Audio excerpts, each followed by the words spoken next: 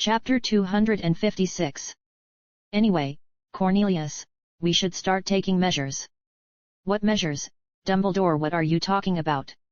We have all witnessed terrible events, and it is not for you, Cornelius, to deny the fact of Voldemort's resurrection. And what did we see, Dumbledore? Fudge started screaming again. No one knows what exactly.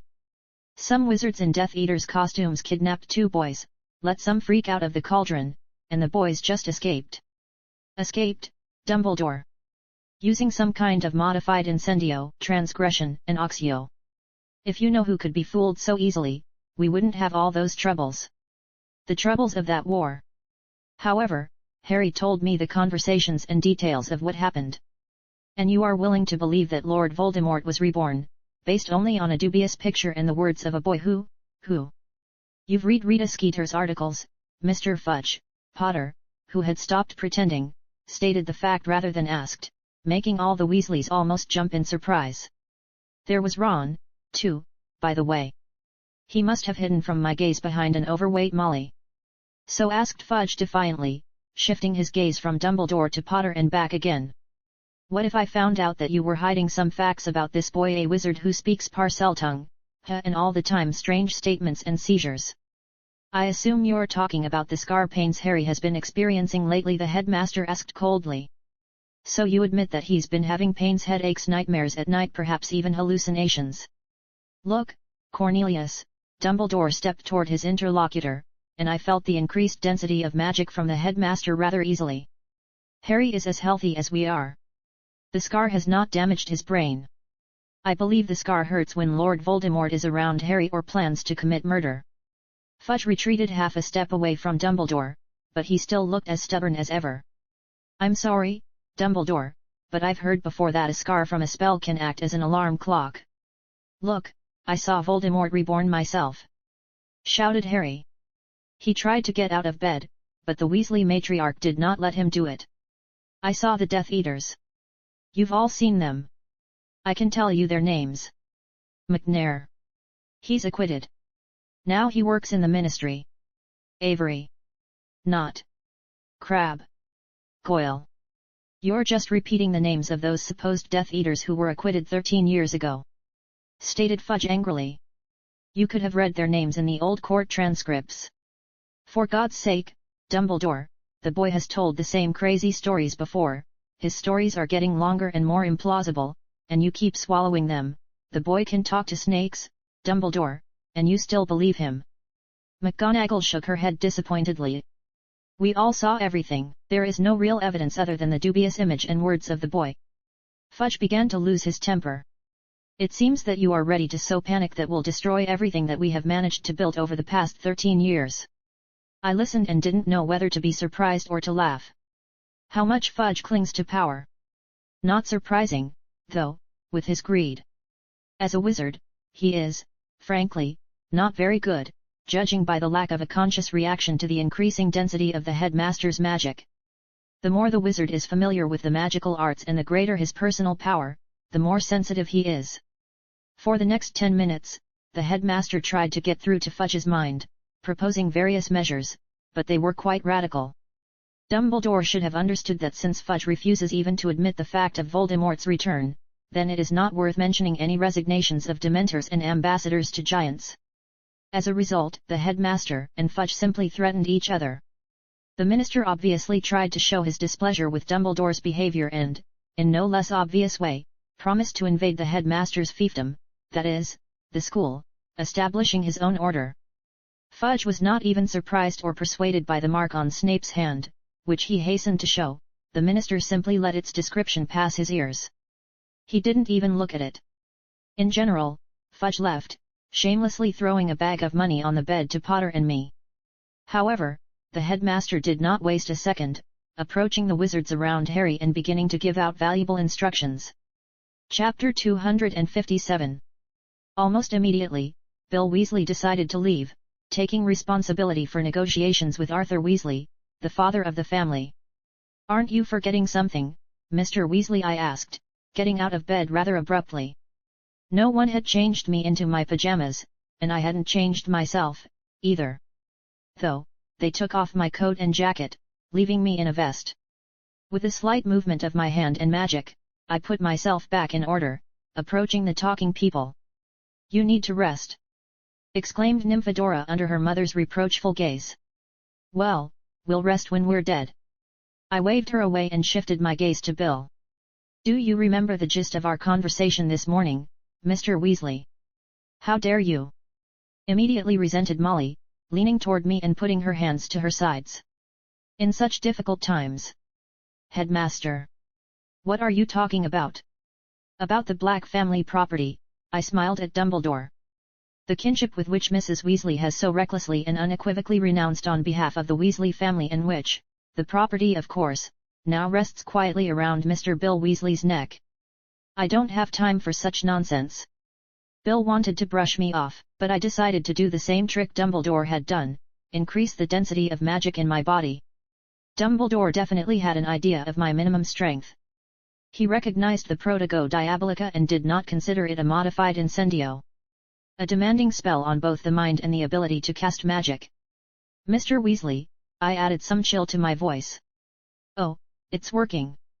Bill turned pale and involuntarily took a step back. "Well, he is not a fighter, another would have reached for a wand." "Are you really so anxious to ruin your life and the life of some villa? Are you so eager to create a family based on magic akin to Amortentia? Do you realize how many lives you can destroy in a fit of selfishness, or do you forget about the inversion of the mental impact after adapting to it? Some things, Mr. Weasley, should remain on shelves in museums or vaults, remind of their history and times, but never be used for their intended purpose." I said the last words, holding out my hand. Bill was silent for a few seconds, waiting for the reaction of others, but there was none.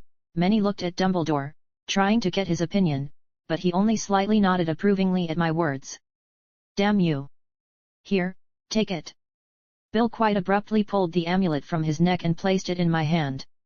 "This is a wise act of a truly grown-up wizard," I nodded, putting the amulet in my pants pocket. "As a reward for the return of this, though not expensive, but memorable item, please accept this modest reward of 500 galleons. I held out the pouch of money I had received from Fudge, watching the reactions of the others in passing. Ron was almost drooling, his eyes bulging. Molly and Bill pretended like they didn't need my handouts at all, but they looked at the bag with a clear desire to take it. I even shook it a little so that there was a quiet clink of coins. "We don't need handouts," Molly said indignantly, beating a hand outstretched by Bill, who had to agree with her. The rest of the crowd didn't say anything. "As you wish," I shrugged, placing the pouch on my bed, which was about 1.5 feet away. "I'm glad the conflict has been resolved peacefully. Now if you'll excuse me," Dumbledore very skillfully put a bit of reproach into his voice and look, and even my conscience almost woke up. "Almost. I will continue. Bill, tell your father what happened. Tell him I'll get in touch with him myself soon. But tell him to be careful. If Fudge suddenly decides that I'm interfering in the work of the ministry." "Leave it to me," Bill nodded back. The eldest Weasley son patted Harry on the shoulder, kissed his mother on the cheek, and pulled out a robe from somewhere with a magician's gesture. Putting it on and throwing an unfriendly look at me, he quickly left the hospital wing. "Minerva," the headmaster turned to McGonagall, "ask Hagrid to come up to my office as soon as possible, and Madame Maxime, if she agrees to come." The professor nodded silently and walked out. "Poppy," Dumbledore said to Madame Pomfrey, "be so kind, do your best to bring Alastor back into consciousness as soon as possible. As soon as he wakes up, please, remember everything he says."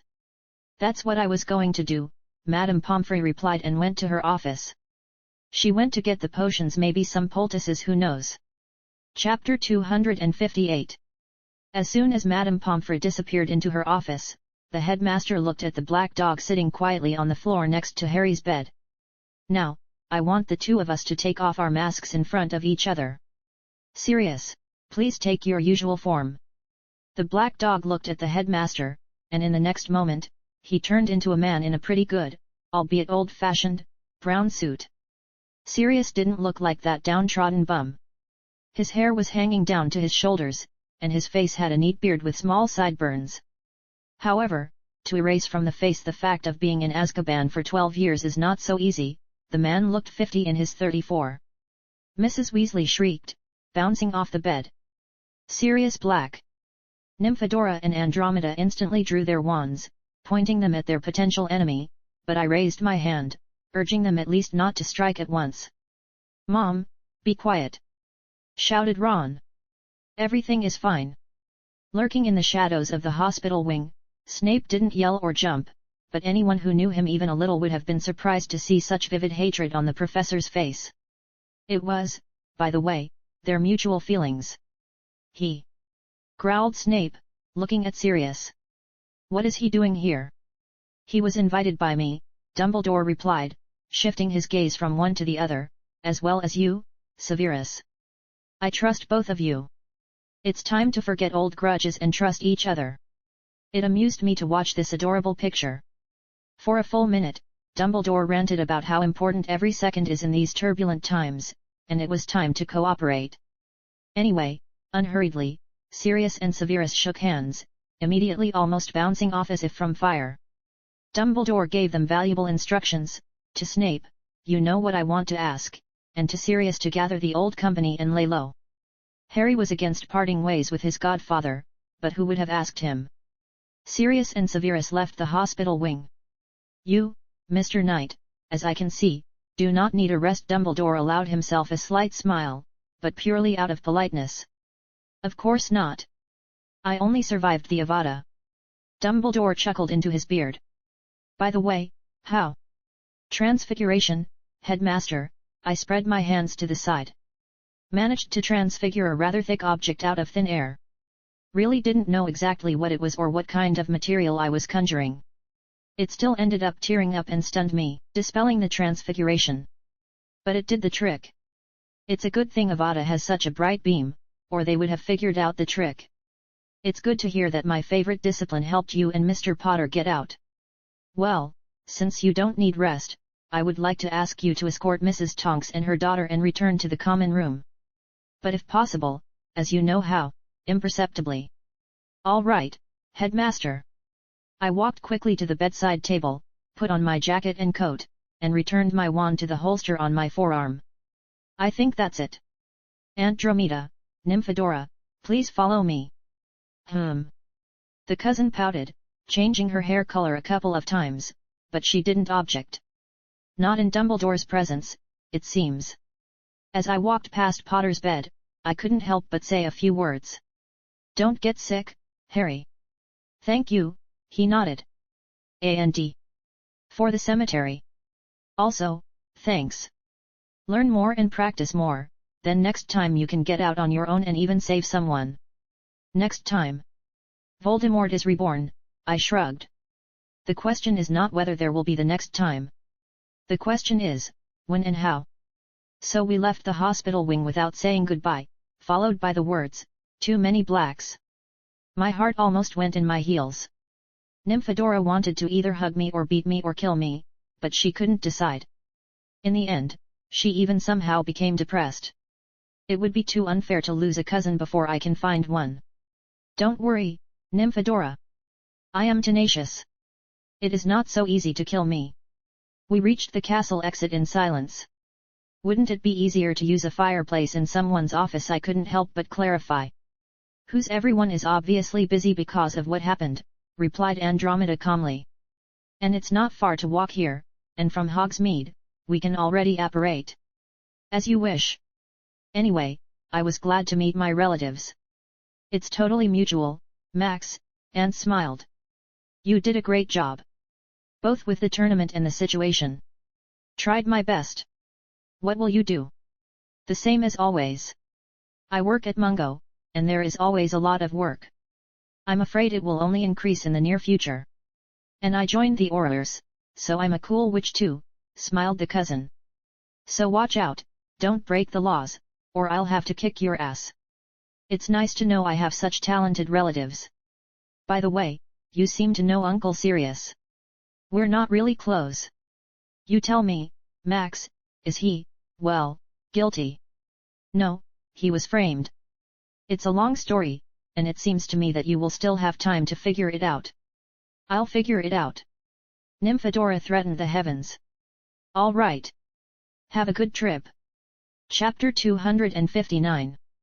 Having said goodbye to my relatives, I applied the whole spectrum of masking charms on myself and went invisible to the common room. As soon as the portrait of the fat lady opened up, a hubbub of voices fell upon me, actively discussing what had happened.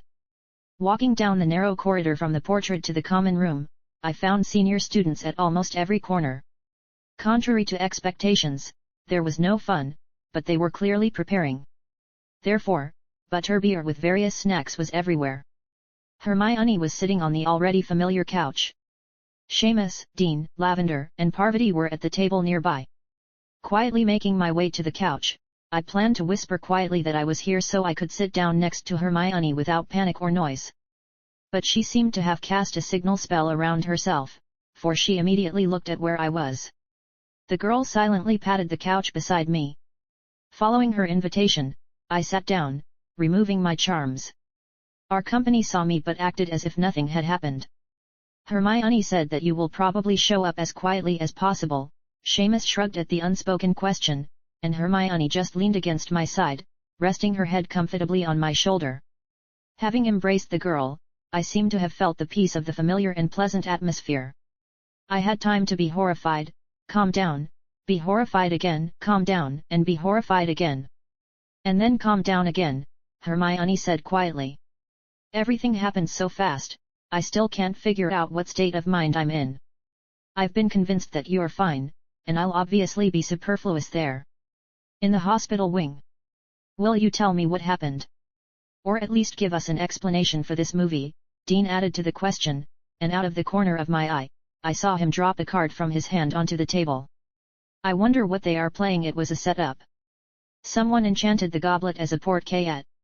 And they enchanted it terribly. Surely, so that the winner arrived in a disgusting state and could not resist. But you could? Was that Avada? Lavender asked anxiously. I barely made it. It's just that I train and do all kinds of physical training from an early age, and magic, from the first year, except that I interrupt for sleep and food. For about 10 minutes, I talked about what I thought happened in the cemetery. Of course, I stuck to the legend of unconsciousness, so I did not tell most of Voldemort's monologue. But I supported the very idea that Voldemort was reborn, even if this was not proven. How can anyone be reborn at all? Quietly resented Seamus.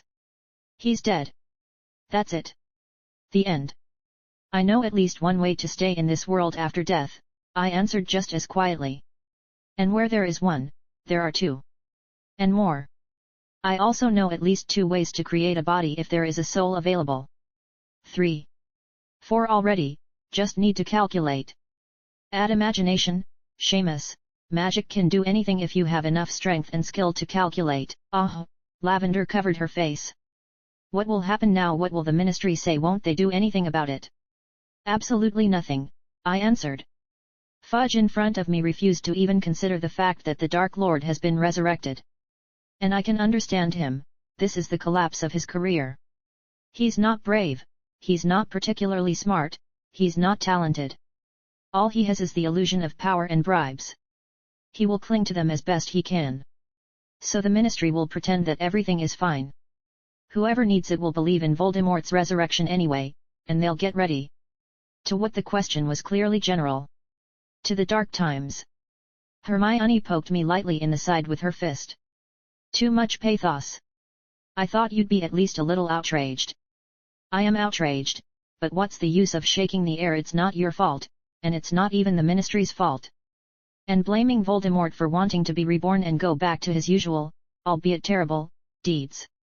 Well, that's silly. Have you been drinking potions? Yes. Surprisingly, my appearance went unnoticed. Whether it was the magic of this quiet corner of the common room or just some kind of inattention, it didn't matter. The main thing was peace.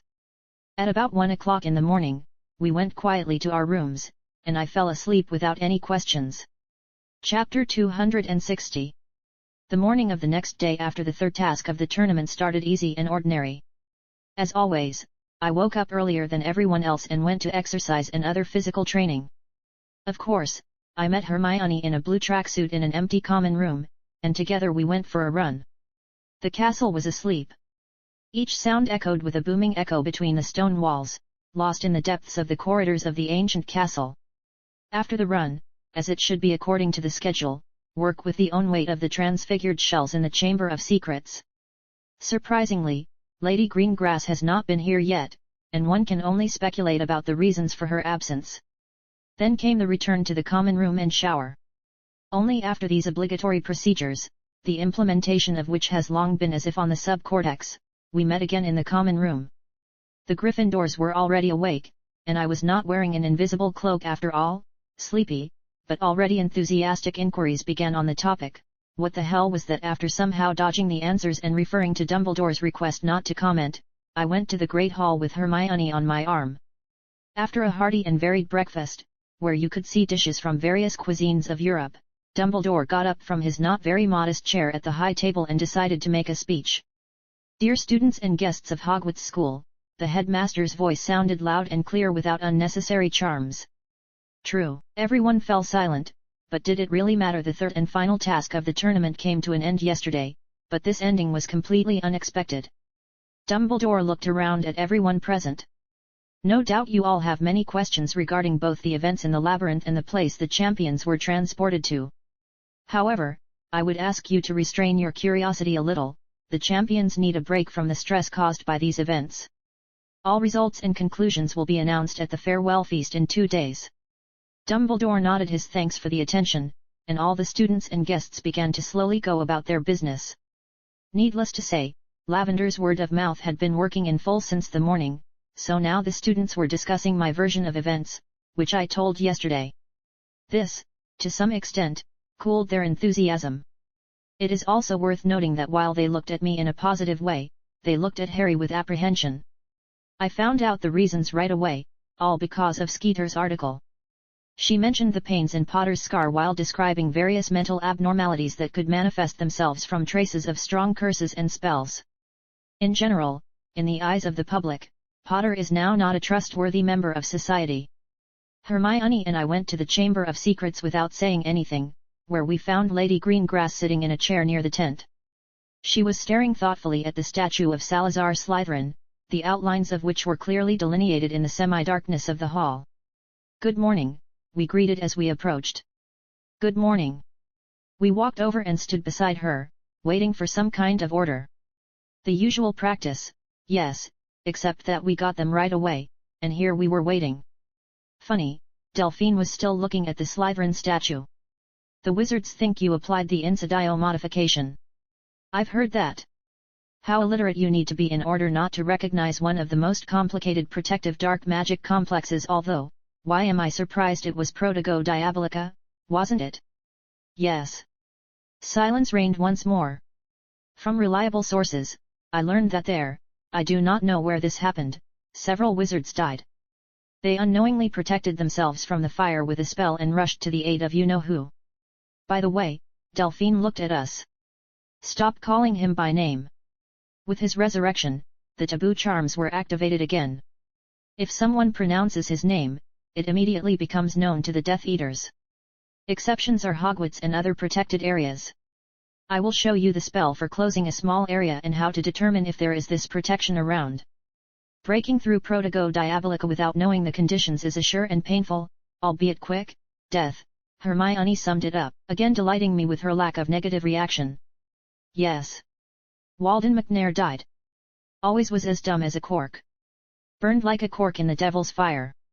Thorfinn Roll. He was always well versed in various charms and in wreaking havoc, but impulsive and sloppy. This impulsiveness failed him again. Henry Greengrass. Oh. Hermione covered her face with her palms. Don't worry, Delphine looked at her with a smile.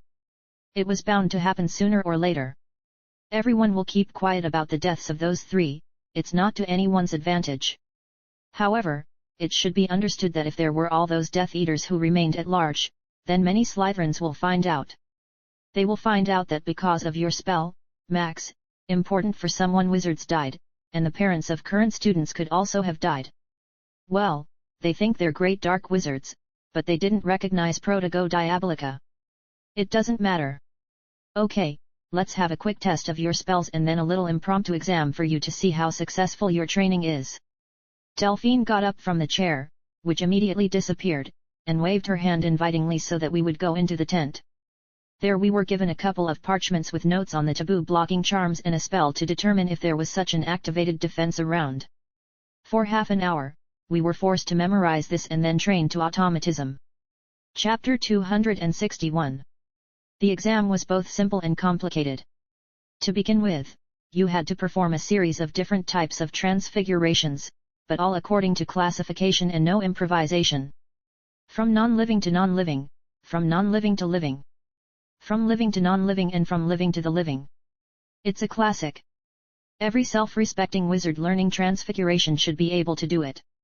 The objects were chosen by Delphine. Hermione also shared a couple of ideas. Speed and quality of work were assessed. The second part was a test of free transformation skills.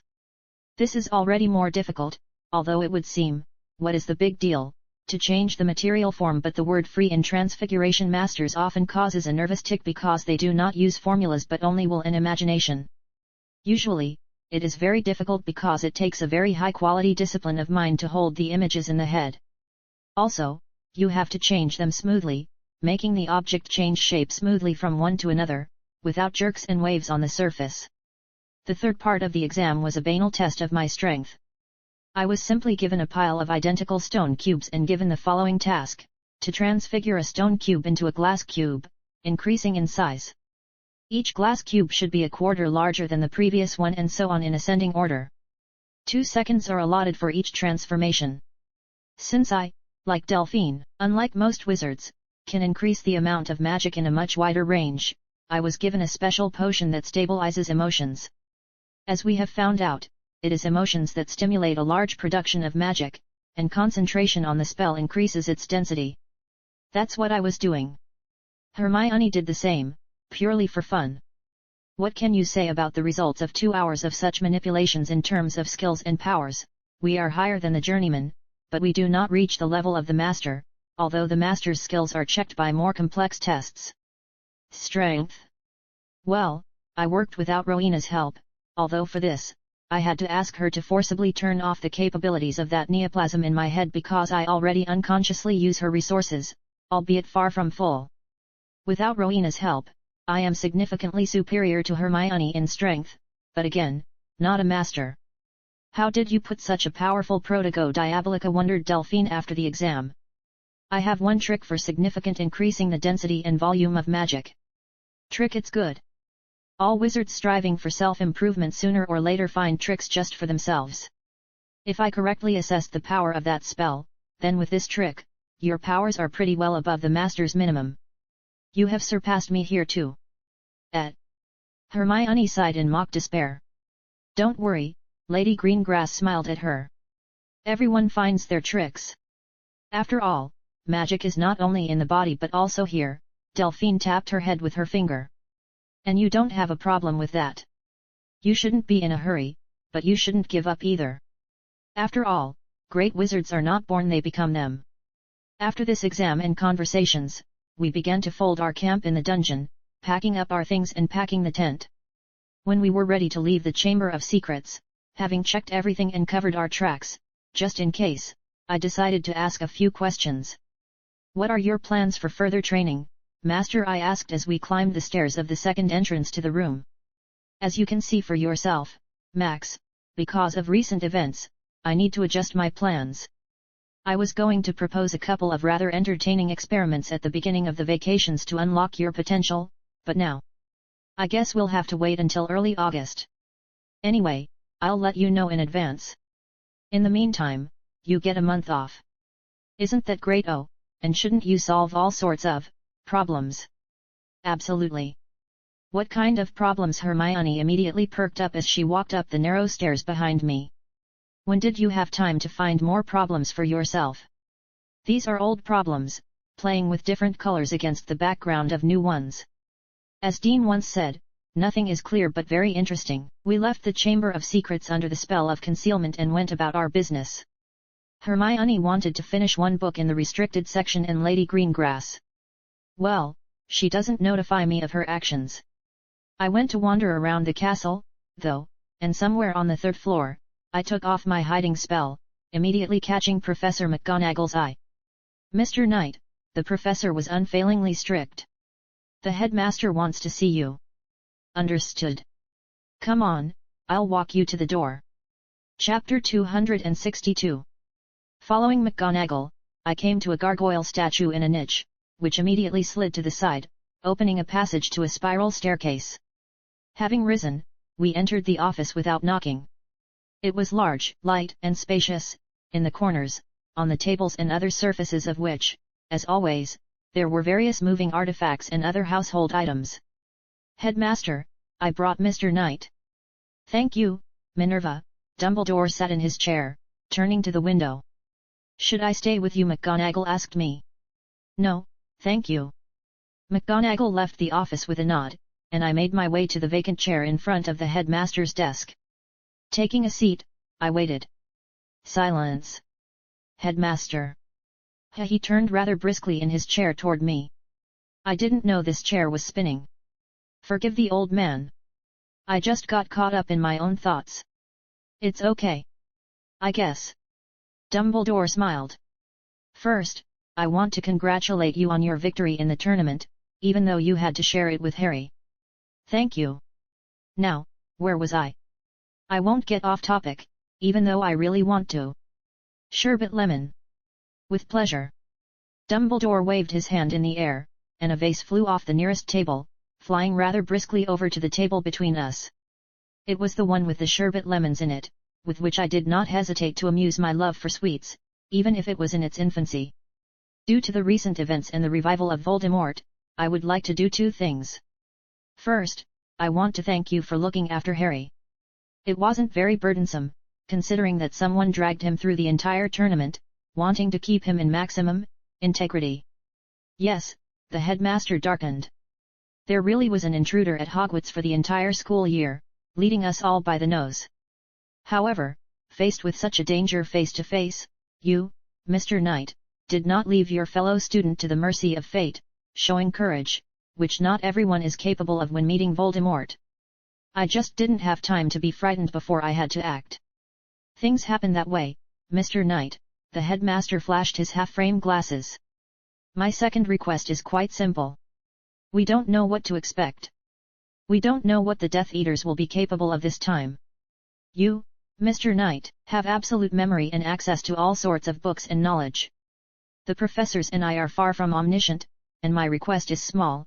If we encounter something unknown to us, please give us an answer as to what it is, if possible. You see, it's hard to fight something you don't understand.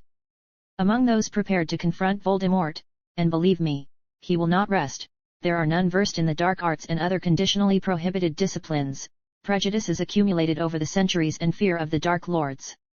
They say Professor Snape is good at dark magic. He is, the headmaster nodded. Good at what he knows, but he doesn't know much. I am not asking you to study or, Merlin forbid, use dark magic. To use it again. I only ask you to explain on the basis of what you already know. If the need arises. You have already learned the restricted section better than anyone living today. It is not difficult. Of course, to encourage the pursuit of knowledge by the champion and winner of the Triwizard Tournament, I will extend your permission to the restricted section for next year. And as we all know, any great wizard needs a reliable companion. Therefore, Miss Granger also receives permission for next year. Thank you. No need for thanks. However, I don't know what I could offer you in exchange for helping Mr. Potter. Therefore, if you ever need any help at all, know that as long as I am headmaster here, the doors of Hogwarts are always open to you. Flattering to hear, headmaster. Well, I won't waste any more of your time. Rising at the same time as the headmaster, I nodded goodbye and headed for the common room. I need to get ready to leave, collect all the notes and stuff like that. Chapter 263. The farewell feast was surprisingly lively. Festive tables dazzling with bright colors, students and guests in ceremonial robes. The walls were decorated with canvases with the coats of arms of 3 schools, but the largest canvas above the high table belonged to our school. Everyone was vigorously discussing something, enjoying a festive dinner, in general, having fun. Towards the end of the dinner, the headmaster rose from his seat, attracting the attention of those present. Dear students and guests of Hogwarts, his voice rang out again without magic in the silence of the hall. Another school year has come to an end, more eventful and exciting than ever. Events both joyful and sad. After a dramatic pause, Dumbledore continued. Our Ministry of Magic does not want me to tell you this, but Lord Voldemort is back, and we have all witnessed it. Perhaps some of your parents will be horrified by what I have done. Either because they don't believe Voldemort is back or because they think you're too young to talk about it. But I'm sure, the truth is preferable to lies either way. The students were stunned and frightened, but not too much, they had really seen it, and the rumors were doing their job, even if many subconsciously didn't want to believe it. I'd like to point out two students. Harry Potter and Maximilian Knight.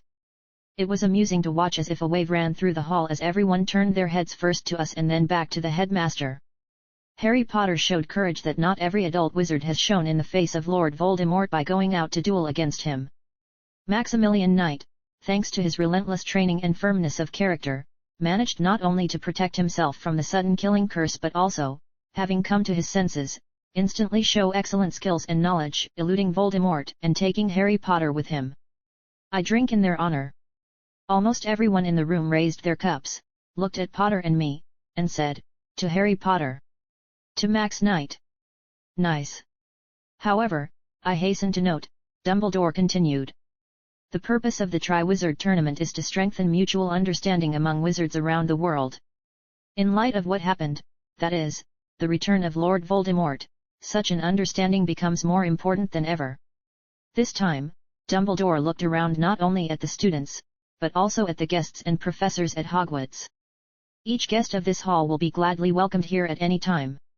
I want to repeat once again, in the light of the rebirth of Lord Voldemort, we are only as strong as we are united and as weak as we are divided. Lord Voldemort is famous for his ability to sow discord and enmity. We can fight this by creating strong ties based on friendship and trust. Differences in our traditions and in our languages are insignificant if we share the same goals and our hearts are open to each other. I am sure, and never before have I so badly wanted to be wrong, that dark and difficult days lie ahead of us. Some in this hall have already suffered at the hands of Lord Voldemort. Many families have been destroyed. If the time comes to make a choice between the easy and the right, remember how that day 2 14-year-old boys almost lost their lives that happened to be in Voldemort's way. After that speech, we were all released to go about our business, and an hour later, we were all crowded in the courtyard outside the castle, waiting for the carriage to the Hogsmeade platform. The students of Beauxbatons and Durmstrang were also here, saying goodbye to new acquaintances. They decided to walk. In addition, the distance was ridiculous, a couple of 100 meters, and the carriage was still standing at the very gate. And why was it necessary to oblige us to go in our school uniforms, muttered Hermione with ill-concealed displeasure, folding her arms under her chest and tapping her foot on the grassy lawn of the yard. Max. A woman's voice distracted me from standing idle in the company of classmates and Hermione. We are stupidly tired of waiting in line for carriages. I turned toward the voice and saw Fleur walking quickly down the stairs from Beauxbatons' carriage. The girl in her school's purple uniform skirtsuit and a light cape over the top quickly ran up to me. We'll meet, I hope, said Fleur, holding out her hand. I hope to get a job here. I want to improve my English. I intercepted the hand and kissed the air above it. Tisk. Hermione rolled her eyes to the sky and made such a face that even though I saw her only out of the corner of my eye, I can't help but be surprised by the similarity with one famous actor in my past life, or rather, a character. Just like Stark in his young female form. And a genius, too. He's good enough already. Ron's zombified voice interrupted our quite pleasant farewell.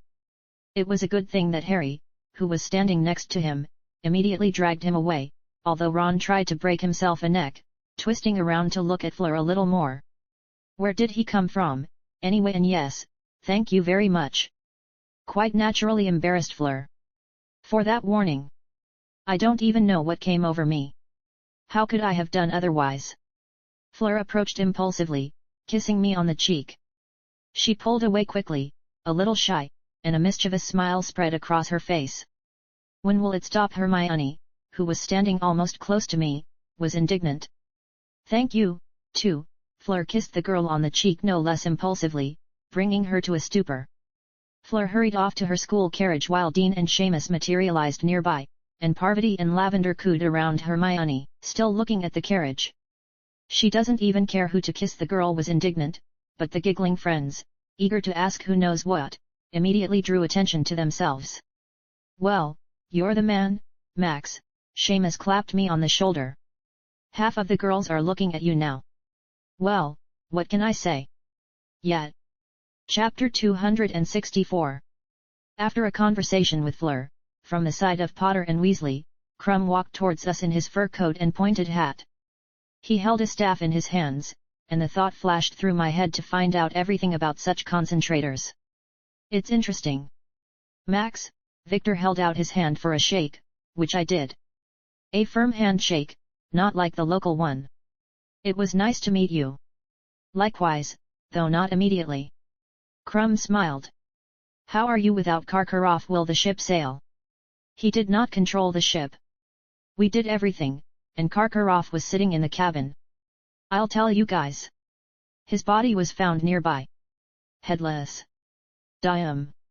Said Seamus, ruffling his hair with a hand. I considered it mandatory to dispel a little fog over the personality of the former headmaster of Dumstrang. Victor. Karkaroff was a Death Eater, and for the sake of freedom, he gave up many of his comrades. I think whoever framed Potter decided to take his head with him. Victor frowned and nodded. I don't like traitors, the Bulgarian declared, weightily and sternly.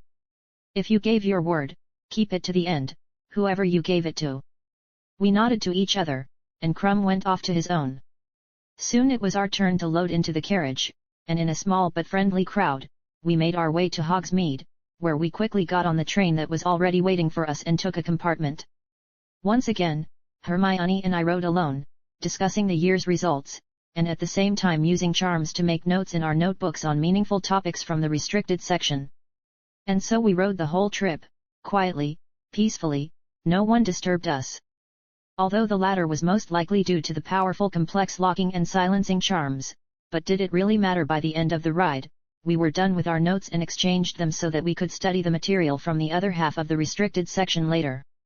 I had no desire to change clothes or to bother with them in general, and the school uniform is quite ordinary, if you don't know the symbols of coats of arms on it, so we just waited till we arrived in London and quickly left the train while talking about nothing.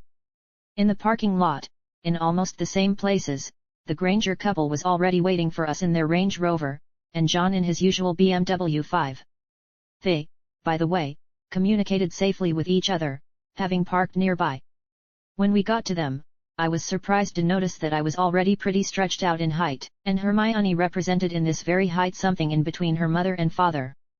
This is surprising and unusual. The unusual thing about this is that the enchanted magic clothes are still our size, and therefore no changes are felt.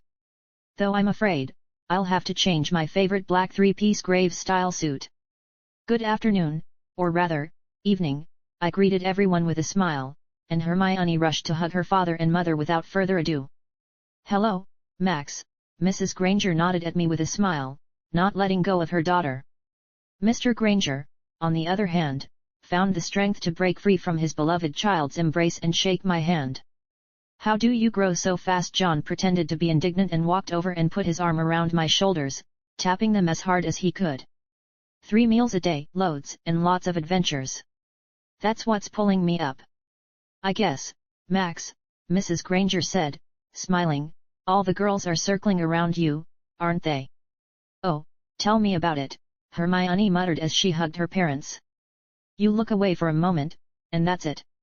The adults laughed, and then we talked a little about our daily life, got into the cars, and drove home. Are you, as always, on Grimmauld, to begin with? Yes, I nodded, sitting in the front seat. For how long? A couple of minutes. I will report, so to speak, and that's it. Then I'll wait in the coffee shop, just like last time. Okay. After 20 minutes of a leisurely drive through the light traffic of London, we reached Grimmauld Place, where John dropped me off and headed straight for the coffee shop a block away. Without wasting a minute, I went into the house and along the gloomy but well-groomed walls, pasted over with dark wallpaper with monograms, reached the hall with the portrait of Lady Walburga. Good evening, I nodded to the painted lady and received a symmetrical greeting in return. Good evening, Max, Will you stay for a long time? Just for a few minutes. I hasten to inform you that volume. I stopped abruptly, took out my wand, and walked around, repeating the spell shown by Delphine to check the protection of the area from the taboo charms. Ahem, well, Voldemort has been reborn. This was to be expected.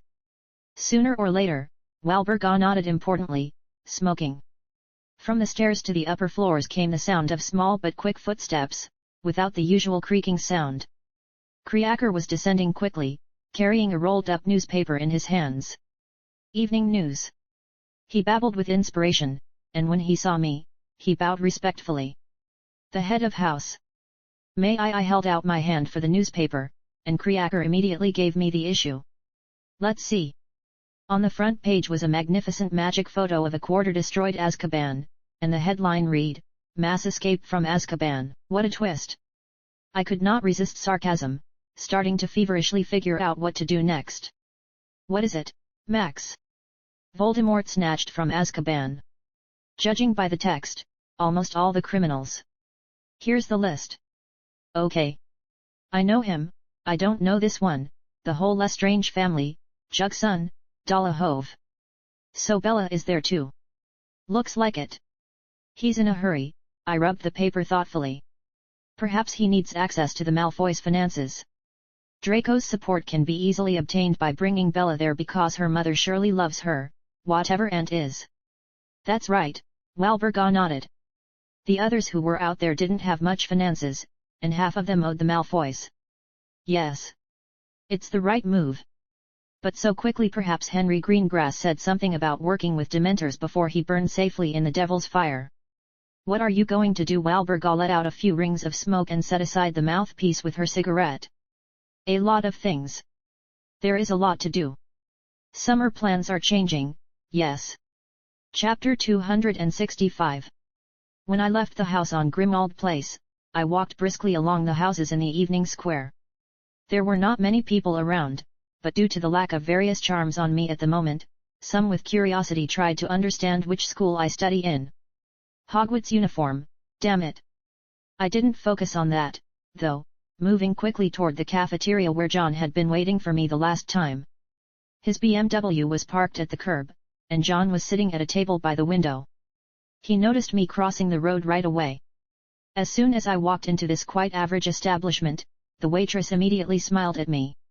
Nodding with an equal standard smile, I hurried over to the table and sat across from John. There's serious talk, but that's for home. There's always serious talk, John shrugged.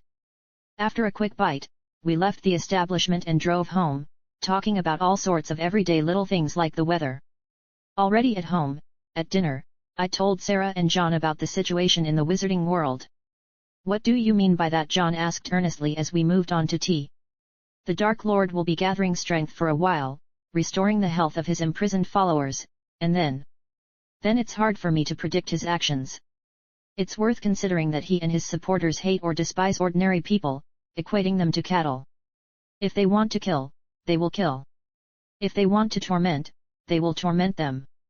Any form of violence and permissiveness. You're obviously exaggerating, Sarah shook her head with a smile, but there was a slight concern in her eyes. Not at all. I'm not saying that the Dark Lord will rush in to exterminate everyone and everything, no. First, he will psychologically and physically destroy and crush the disgruntled, the opponents, the enemies. He will clean up and take under strict control the unreliable class, Muggleborns and Half-Bloods. De jure, I was born into a family of ordinary people, that is, you. Yes, of course, adopted and all that, and someone who knows my mother will immediately see the similarity, and so on, and so on, and so on. However, the problem lies elsewhere. Taking a sip of tea, I tried to formulate my thoughts into shorter and clearer phrases. I am, without unnecessary modesty, a very promising and strong wizard. Such people must either be lured over to their side or eliminated. In both cases, you can think of a whole bunch of different ways to influence me to make the right decision. The impact through, though not blood, but relatives, dear people, is simple and reliable. Eliminate. Take you hostage and shout, come out and fight. Otherwise, your beloved guardians are dead. Or they may just kill you for ideological reasons, like, kill the unworthy muggles who dared to raise a wizard child. Something like that. We sipped our tea in the general silence. Anyway, you, like the parents of other muggle-borns, and in general as ordinary people associated with the wizarding world, are at risk. The government will remain inactive until the lawlessness crosses some critical line. The Ministry of Magic won't lift a finger until the wizards are directly involved, and even then, if you pay the right people, nothing will happen. For the top, we are just numbers on paper. You should understand that. We understand that, Sarah smiled. I'm surprised that such thoughts enter your bright head at such an early age. Kids grow up fast these days, I shrugged. Amidst all this looming quiet terror, I would like to be assured of your safety. Until his authority is finally established here, the Dark Lord will not risk openly or secretly infiltrating the territory of other nations. Germany and France are not the best options, the Lord's allies are old families with many relatives in Europe. The USA, their magical state, though young, is as strong as the ordinary one. You can't drive up to them on a crooked mare. It's high time to open a branch of a law firm in the States too, Honeyjohn smiled slyly. Moreover, Charlie has already created a good foothold there, and he keeps asking us to live there. And we refused all the time, Sarah shook her head. Why is that, by the way, I asked, shifting my gaze from John to Sarah. It was better to raise a child in a familiar and stable environment. Me? John grinned. Do you see any other children here? Fair enough. We will consider moving options. But can you handle a stupid question, though? You've been doing well for a long time. You have a house, money, I suppose, too. Am I right? I certainly won't be left without a livelihood. Good. The issue with your ordinary education is practically solved. You have another year of high school and exams, then it's up to you. If you decide to go to A, we will arrange it. If not, it's up to you. Excellent. Okay, then you think and discuss plans, and I have to call. Chapter 266. Getting up from the table, I went to one of the phones in the hallway. I dialed Hermione's number and waited for an answer. It was Hermione who answered the phone. Hi, my own. I want to talk about nothing, but there are more important things to talk about. Max, you as always, just business. But if you suddenly wonder, then I'm fine, and my parents and I are having a great time. The giggles in her voice were more distinct than ever. I talked to my relatives about moving. I would even say evacuation. Already I haven't even had a chance to bring it up. I really don't want to spoil their wonderful mood from our meeting. Be sure to bring it up. They will also need to move somewhere. You know who is no joke. Merlin knows what goes through his head. Tomorrow. Today everything is too good. Agreed, my own. I'll be busy in the near future, and you may not be able to get through. So use the owl. If there is something important or I just get bored, I'll let you know. No romance. I can write beautiful letters and send them by regular mail. There will be romance, expect a letter, and there will be, I am writing to you, dear Hermione, this letter by the light of an oil lantern. The wonderful scent of old folios fills with fond memories of our gatherings in the library. For the third day in London, rain has been knocking on the rooftops without interruption, and an elderly neighbor, Bertha, has been coughing for the second day. Most likely, she got sick. Hermione laughed softly. You should also send a letter by mail carriage. That would be great. I will. Okay, Mac's mom wants me to help with something in the kitchen. I hope it's not cutting vegetables. You don't like vegetables? I don't like cutting them. The morning of the first full day of vacation traditionally began with sun bunnies that persistently and relentlessly, as if by magic, tried to shine right into my eye. This is annoying. But now that I'm awake, I won't go back to sleep, and I can't be lazy. Warm up, exercise, jog to the open sports ground. Working with my own weight and maximum weakening through hemomancy for greater effect, this is exhausting and distracting from various thoughts. I had to take off my t-shirt, staying only in an undershirt and wide black pants in the manner of army ones. I once again noticed that properly sewn, they give just incredible freedom of movement, but they don't look like a bag either. Whoa, man! A voice came from the side, and I jumped off the horizontal bar. Two blonde guys in their early 20s, in athletic uniforms and clearly also after a run. They stood next to me and looked at me intently. "How did you manage to build such muscles? How old are you?" the one on the right asked. "My name is Tom, by the way." The guy held out his hand, and I immediately shook it. "Not a wizard." "And I'm James, you can call me JD, last name there." Shook the other guy's hand. "Max." "Yeah. So. Well, I'm 15 soon. It's just that I've been practicing every day since I was 11. What is it so noticeable?" "It is. I've only seen this in films about super fighters," admired Tom. "I'm not that big." I shrugged. "Yeah, well, not a bodybuilder." "What's your diet?" "I eat everything I can reach." "Damn. I bet all the girls are yours." I smiled. "I don't think they care. Only guys ask, 'How do you train?'" After laughing at the silly joke, the guys were about to leave. "Okay, Max. You're not from around here, by the way." "I'm local, just in a private school almost all year round." "Ah, I see. Tough." "I went to such a school," James nodded. "Creepy and boring. And strict. And here it's even." He took a deep demonstrative breath. "It's even easier to breathe. We will be glad to see you here more often. We have a physical development club here. We share tips and experiences. Maybe you can tell us something or learn something new. When I'll have free time. Even on vacation, I'm busy."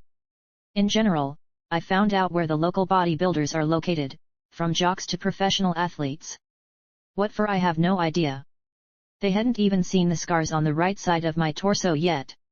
Although, my shoulder was also hurt, and Tom seemed to cast a couple of interested glances at those scars but didn't say anything. Culture and upbringing. Chapter 267. After the usual procedures, I ran back to the knight's house. People around were already gathering for work, and the streets of residential quarters were simply replete with back and forth scurrying cars that had just been driven out of the garages of houses. After a shower and breakfast, I changed into my favorite suit, except without the coat and the muffler. One wand in my sleeve, the other in a reduced cane that rested in the inside pocket of my vest. I wanted to wear the suit from the ball, the black one, but it was too formal. As such, I apparat to Grimwald Place and used the second wand to cast a muggle-repelling charm on myself. This is how I arrived at Black House, delighting Kreaker with my appearance. The old house elf immediately decided to hurry up and prepared a table with tea and various cookies, muffins, and other sweets. Of course, he prepared this next to the portrait of Lady Walburga. "So Max, as I understand it, the time has come for difficult and controversial decisions." Walburga spoke up importantly, lighting her painted cigarette. "Exactly. Because of Voldemort's activity, it's worth keeping my foster parents safe." Walburga nodded gravely. "His methods, Max, may prove to be harsh, if not cruel. I am now in a position to judge his actions with an open mind. If you have the Dark Lord's interest in you, you're in trouble." In the 70s, from the policy of purity of blood, that is, following the traditions and rules of the family, there was nothing left but cruelty and murder. This, so to speak, boat, even then went to the bottom, and the captain also chained the crew to the sides with steel fetters. Somehow, it so happened that I ruined his triumphant rebirth by not letting him kill Potter. So you got his attention. You certainly won't be the first on the to-do list, but you will be there. But as a potential ally, or as an enemy. Although, no difference. The methods will be the same for any scenario. If his supporters regain political influence, no matter in what way, then this influence will be directed to the destruction of Dumbledore. But more material methods, on the small objectionable ones. Blackmail, traps, deception, hostages, cunning plans. It could be anything. And what am I supposed to do? Remove your weaknesses. They are always people close to you. It's just the foster parents and Hermione. Is that the girl with the lush hair? I only nodded in response. Then that leaves the parents. Don't expect any active magical action from the Dark Lord anytime soon. Azkaban is not a resort. Of those left at large, not everyone can boast various professional magic skills. Even such as ours, old families have begun to forget that we are wizards, not muggles with wands. Not everyone even visits their own library, not to mention a deep knowledge of magic. The main talents and geniuses have been imprisoned in Azkaban, and now they need to recover, or else they're as useless as a leaky cauldron, and I'm not talking about that smelly pub. It's just as useless, though. That is, first of all, relatives. Yes. You and Hermione are going to Hogwarts in September, and you're relatively safe there. Unless you count the intrigues of the other children. Those rescued from Azkaban will more or less recover by October, and then the force actions will begin. Your foster parents will be left defenseless during that very period. I have already conveyed this idea to them. Hermione does the same. That's right. If the Dark Lord regains power or takes over the ministry, parents of Muggleborns, guardians, and others will die first. Next, they will crush the Muggleborns, severely restricting their rights. Resistance will be equal to death. To make everyone happy, kill those who are not happy. Exactly. Let's say. What should I do? Study the books that Kreaker has prepared. Put in order some of the house's affairs and, in general, familiarize yourself with them. Of course, before my death, I organized everything so that at least 10, even 100 years, nothing bad happened, but still. I see. Then I shall proceed immediately. Kreaker. With a distinctive sound, the old house elf appeared nearby, immediately bowing. Have you prepared Orion's old office? Yes, Lady Walburga. Kreaker did everything. Take Max there and show him what's where. Kreaker bowed and led me up the stairs. When we reached the third floor, we turned to a large dark carved door with a solid handle. Kreaker carefully opened the door and motioned for me to enter. The office was nice. Massive wooden furniture, but the carvings are not pretentious, but rare and neat. Bookcases, cupboards with glasses and drinks, sofas, and armchairs. On a large wooden table in the back of the office were several artifacts, an inkwell and quills on a stand, and a chair. What a chair! Leather, comfortable, massive. Everything feels solid and durable. After Kreaker tidied up the house, everything looks new, but at the same time, it has preserved and conveyed the spirit of the past. It seemed like only yesterday someone was sitting on the couch across the table, and Orion Black was signing another document. Kreaker walked me to the table, and while I was getting comfortable, he began to lay the books in front of me. When the stack of them began to wiggle menacingly, he moved on to laying out various folders with parchments and quite ordinary sheets of paper. The pile grew larger and larger, but Kreaker only calmed down when I could barely see the hypothetical interlocutor in the chair across from me. These are all documents and books, dear head, the little house elf bowed. If you need anything, be sure to call the unworthy Kreaker. And disappeared. It seems. All those years in the restricted section, I've been preparing for this very moment. A heavy sigh escaped on its own, and I reached for the first book. Okay, let's start. Chapter 268. House Affairs, sounds significant. However, on paper, everything turned out to be much more prosaic. This is just a huge heap of various agreements. Through all these endless folders, you can trace the history of the family for several centuries. They began to draw up the first documents back in the distant 13th century. The parchments of contracts were interspersed with the personal notes of the wizards, which was quite interesting. Although, Middle English causes a headache despite some experience with it from the Hogwarts library. Closer to the 15th century, the documentation became more structured and less like poems. Who got how much and for what, who sold what to whom, who got married to whom, and on what terms, you could see everything here. In what feuds of ordinary people, feudal lords, they took part, on whose side, which of the wizards was against, how much they earned, and so on. There were also small contracts with various families of wizards that were just founded in those days, contracts with dukes for the provision of various kinds of services. There's a history that no one really knows about. For example, it is no secret that the British and the French had this tradition in the Middle Ages, to fight almost every 100 years. So the House of Black and several others took an active part in 3 such wars, including the Centenary. In truth, about a quarter of families took part in this series of clashes. There are militants, healers, and all sorts of saboteurs. And it's all there. House of Black, in fact, for 3 centuries managed to be noted in almost all of Europe, and not only on the British Isles and French coasts. And they brought something back from everywhere. Sometimes all they brought home was news of the deaths of family members, but that was rare. The most interesting thing to learn from these documents was something else. In the days before the Statute of Secrecy, rather crude and large-scale magical manipulation was common among wizards. Various maleficium, necromancy, and necromagic. Alchemy was popular. The wizards did not hide, and their activities rested on helping the allies on the battlefield, protecting a large number of people, or vice versa, weakening them. It was at that time that Protego Diabolica appeared, one dark wizard, with its help, sacrificing a dozen prisoners for greater magical energy, helped the allied troops retreat in some battle. Unfortunately, it is not specified in which one.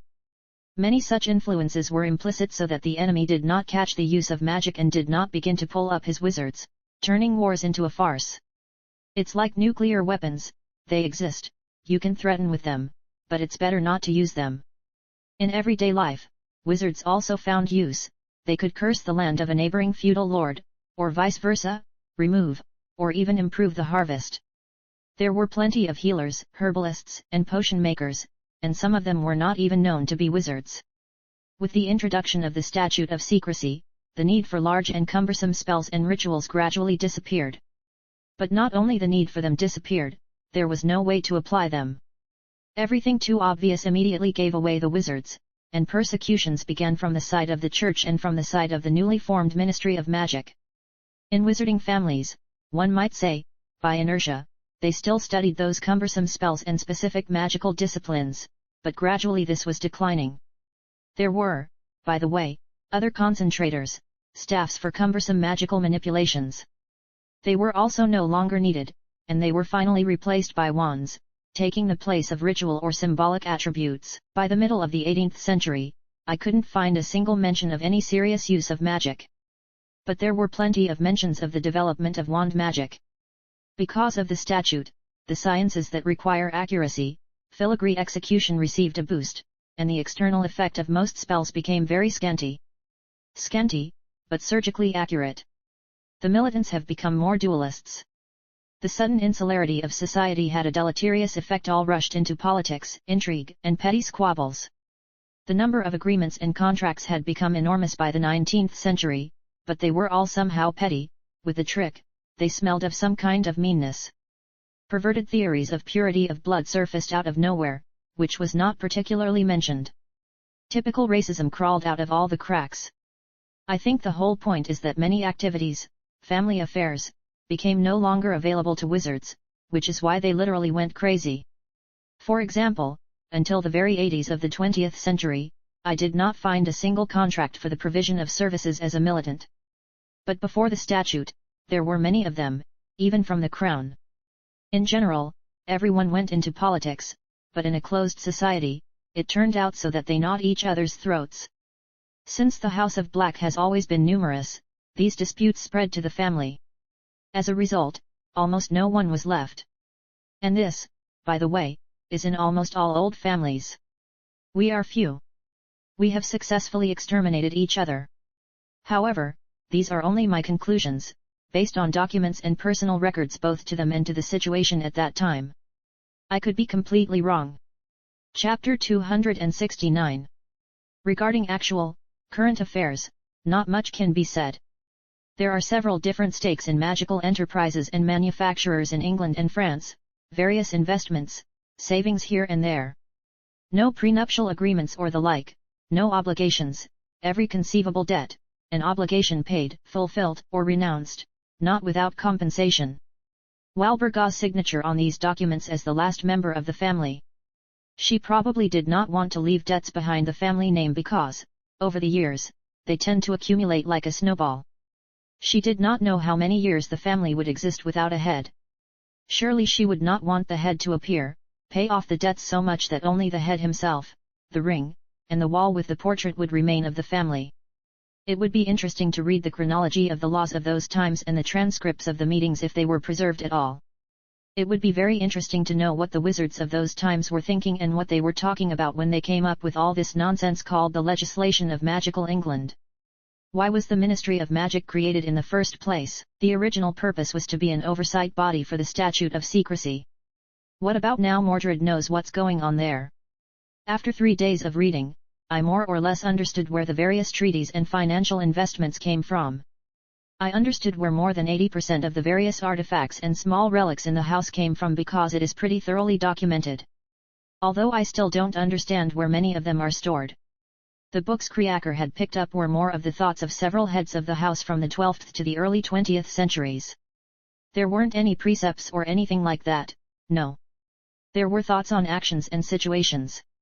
Sometimes in the form of a statement, sometimes in short phrases. A kind of hagakure, but not from an old medieval samurai warrior, but from no less medieval wizards. There were quite a few lines in these texts about the concept of honor, both in relation to wizards and to ordinary people. No, there was no equal treatment, not at all. Everyone should do what he is given from nature, gods, and spirits. Yes, the wizards managed to keep as their faith a wild mixture of the beliefs of the Celts and Druids, and I am not strong in this area.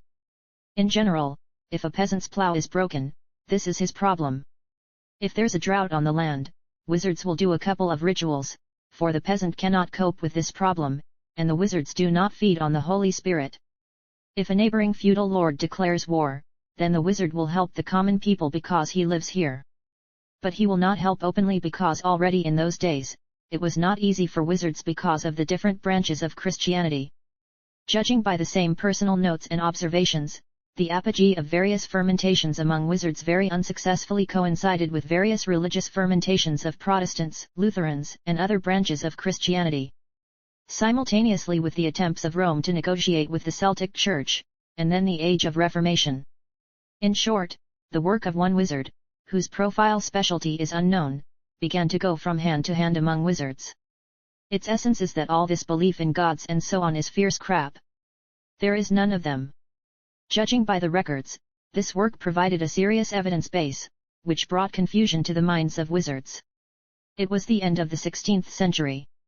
As I understood it, the problem was undermining the dogmas of the wizards in which they really believed. They can be understood because the wizard can see and feel what is inaccessible to mere mortals. While it was easy to brainwash ordinary people at the beginning of our era with all sorts of druids amidst fear and other things, then the wizards really saw the phenomena that the common people worshipped. The same salamander, or in the old way, the spirit of fire. This is a semi-material magical lizard, in fact, consisting of a fire. Modern magical science confirms that the salamander is primarily a living being. In those same distant times, it was the spirit of fire. And there are other manifestations of mysticism associated with nature. Not to mention ghosts and other things. Until the early 18th century, it was believed that ghosts had a piece of the soul. But no, there is nothing. This is a cast of consciousness, mind, and the soul has long ago flown away into another world. In general, the feeling of superiority and sense of participation in the mystery of the other world, the world of spirits and divine spheres, was ruthlessly destroyed. How could this be? Magic is not a gift of gods and spirits as a reward for worthy deeds of ancestors, but like a black spot on the side of a white cow, it may or may not be. Wizards are human too, and people just need to feel superior to others. While in this state, wizards receive another blow, the statute of secrecy. You can't do the usual things, you can't show off your abilities in front of ordinary people, you can't help, you can't profit, you can't kill, you can't cure. You can't do anything. You can study, stay at home, and make potions in cauldrons because most spells and rituals violate the statute. Wonderful. Chapter 270. Records from the late 18th century and earlier were becoming harder and less enjoyable to read. There was more and more ideological thinking and propaganda of all kinds. It seemed as if the authors were trying to convince themselves of something. And yet, the family motto, "To jurs per," at the beginning of these entries had a truly noble meaning. However, a sense of superiority is necessary, just vital. If before the statute, there were wizards and ordinary people, now it is necessary somehow to justify everything that is happening.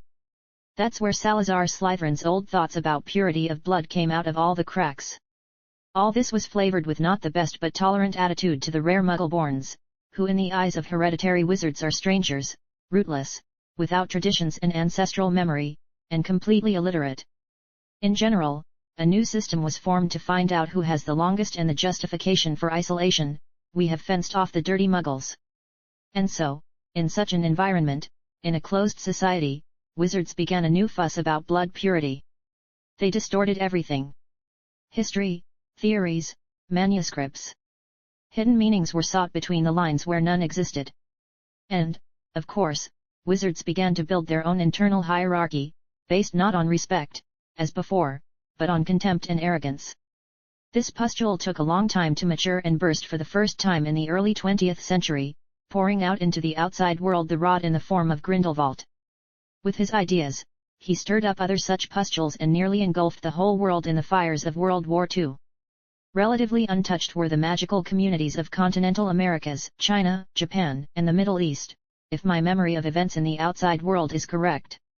No sooner had the boom of war subsided when Voldemort entered the scene with about the same ideas, multiplied by mental deviations and a manic obsession to exterminate Muggles and Mudbloods. It took 3 days to read and study these materials. Of course, the conclusions based on these records are rather arbitrary because there is only the point of view of members of one family, and it may be, and certainly is, purely subjective. But despite this, some intangible understanding is deposited in my head. An understanding of something that I cannot yet describe in words and to which I cannot give a definition. But this something is definitely there. A thread to what black is supposed to be. Not as it was after the establishment of the statute, but before it. As I have already noticed, financial issues were brought in full order without me, shares in enterprises, investments, and so on. About a third of the black's cash flow is controlled by goblins. This, judging by the papers, is a rather profitable decision. Over the long years of self-isolation, the wizards of England and other countries more than once crossed each other's path and, so to speak, shit at the neighbor's door. Such personal and sometimes family hostility and conflicts complicate financial relations. On the other hand, goblins don't give a damn about wizards' relationships with each other, and they make deals based on mutual benefit. For example, if some Longbottoms find it profitable to sell or buy something from Lestrange, then despite any disagreements, goblins will draw up just such a contract. To the mutual benefit of all parties. It's a pity not many people take advantage of Gringotts' services. Perhaps, by the way, for this reason, goblins do not sympathize with individual families or wizards' reputation. Even if you do something in secret, this secret will come up sooner or later, and the goblins will lose trust, and with it, tangible financial investments. Sometimes Kreaker would let in the pirate, my and Night's Owl, always disheveled and insolent. A couple of times, the knights wrote me, wondering how I was doing. On the third day, they said that by September, all issues would be resolved and settled, and they would go to the United States for at least a couple of years. John instructed me to take care of the means of communication because if their safety is required for my peace of mind, then for their peace of mind in such an ambiguous situation in the country, communication with me and the ability to find out if everything is in order. Hermione wrote a couple of times, sending letters with some clearly service-owl. She complained about the complete unwillingness of her parents to take the situation seriously. The second such letter came when I was sitting imposingly in Orion's chair, now mine, and thinking about a plan of action. But I could not think of a plan at all, the lack of vision of the overall picture affected. Putting aside the girl's letter, fed the owl with cookies and a mouse, which Kreaker had found somewhere, I quickly wrote the answer, "I'll be right there. Take it to Hermione Granger." "Here's a coin." I slipped the letter into the owl's paw and put the sickle in a special pouch. "Hurry up, beauty." "Who?" The owl hooted and flew out the window, which immediately closed itself. Chapter 271. It was getting late, but there was still plenty of time before sundown. I got up from the table, tidied myself up quickly, put on my suit, and checked my cane and wand on my forearm. I noticed for the umpteenth time that the suit would be too small if I grew up a little more. So, one of these days, I will need to update my wardrobe. Kreaker. The house elf appeared with a clap and bowed. "I'm leaving soon. I don't know when I'll be. Do you have something to eat in a hurry?" "Sure, nodded the house elf. Kriaker asks you to come to the kitchen. The house elf himself apparat, and when I went down from the third floor to the designated kitchen, the place at the head was already laid on a large and long wooden table. There were several sandwiches with bacon and greens on the plates and apple juice in a tall glass. Yes, it's not only Timmy at Hogwarts who knows my tastes in such drinks. Oh, it's a pity that I had heartburn from apple juice in my previous life. I would have drunk liters without stopping. And here I can afford it, but I don't really want to, even though the juice remains my favorite. I was thinking about the twists and turns of fate and changes of priorities in food, transforming the button into a ring and enchanting it with a special portrait to the coordinates and back to the point of departure, and I quickly managed with sandwiches.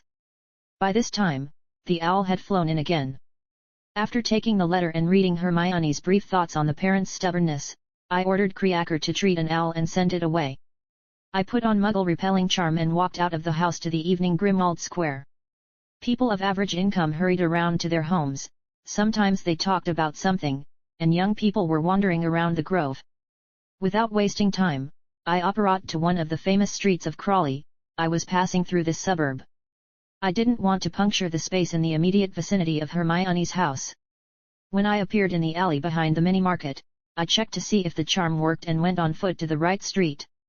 I hadn't paid much attention to this suburb last time, but now I could afford a 5-minute walk. Private houses, quite decent, better than average, but not villas. And most importantly, each house is special, not at all like the previous one.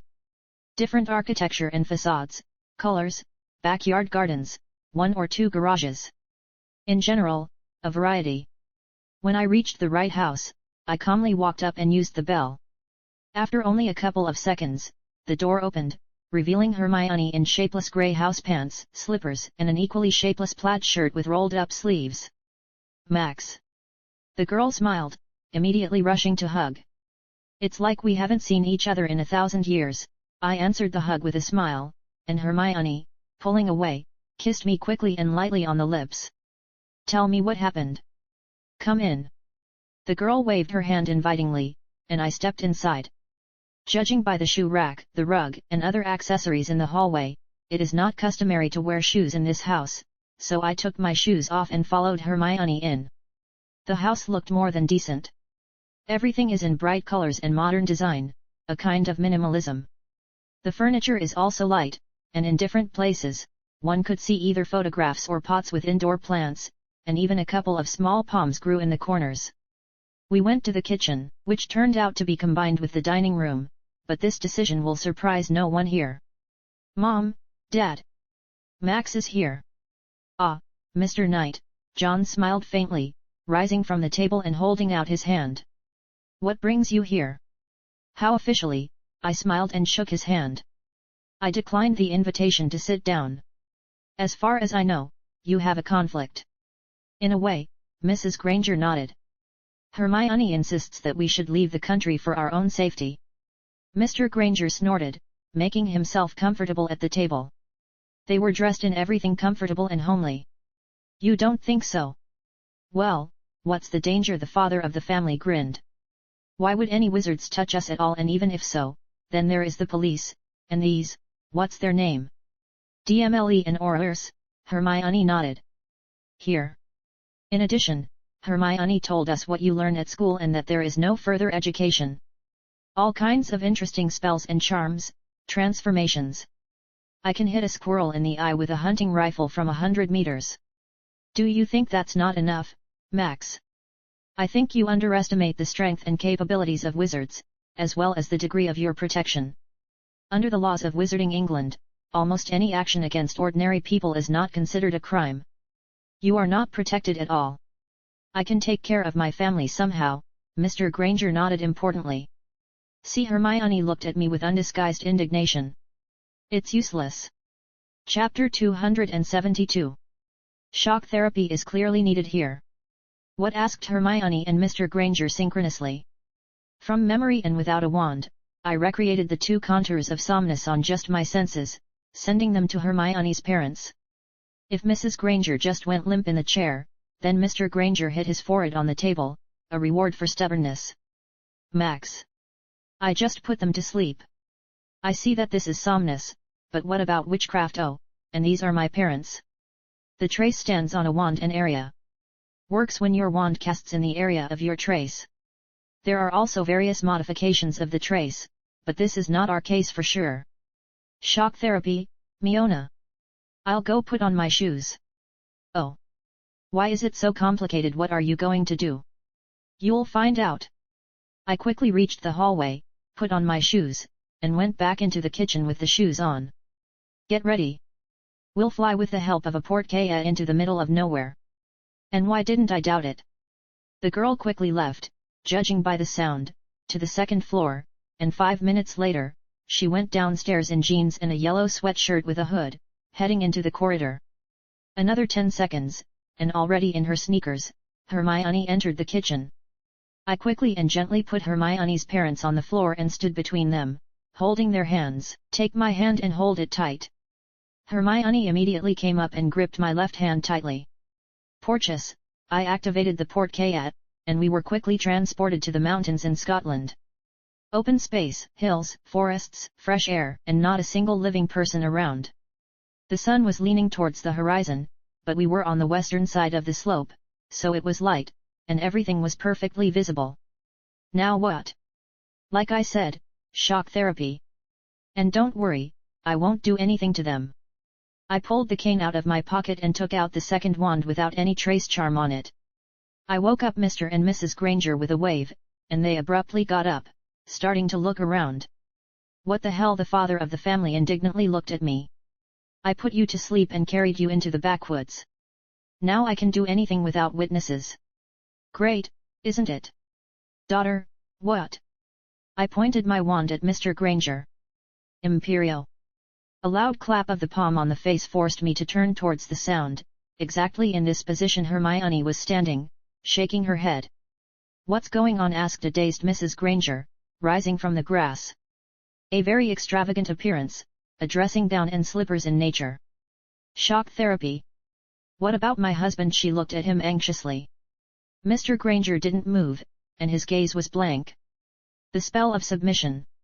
He completely obeys my will, and at the same time, sees, understands, and is aware of everything. Whatever order I give, he will obey. Taking a handkerchief from my pocket, I transfigured it into a knife. Concern appeared in Mrs. Granger's eyes. Max. Hermione asked me pleadingly. Moody therapy. It's too cruel. I pointed my wand at Mrs. Granger. Impedimenta.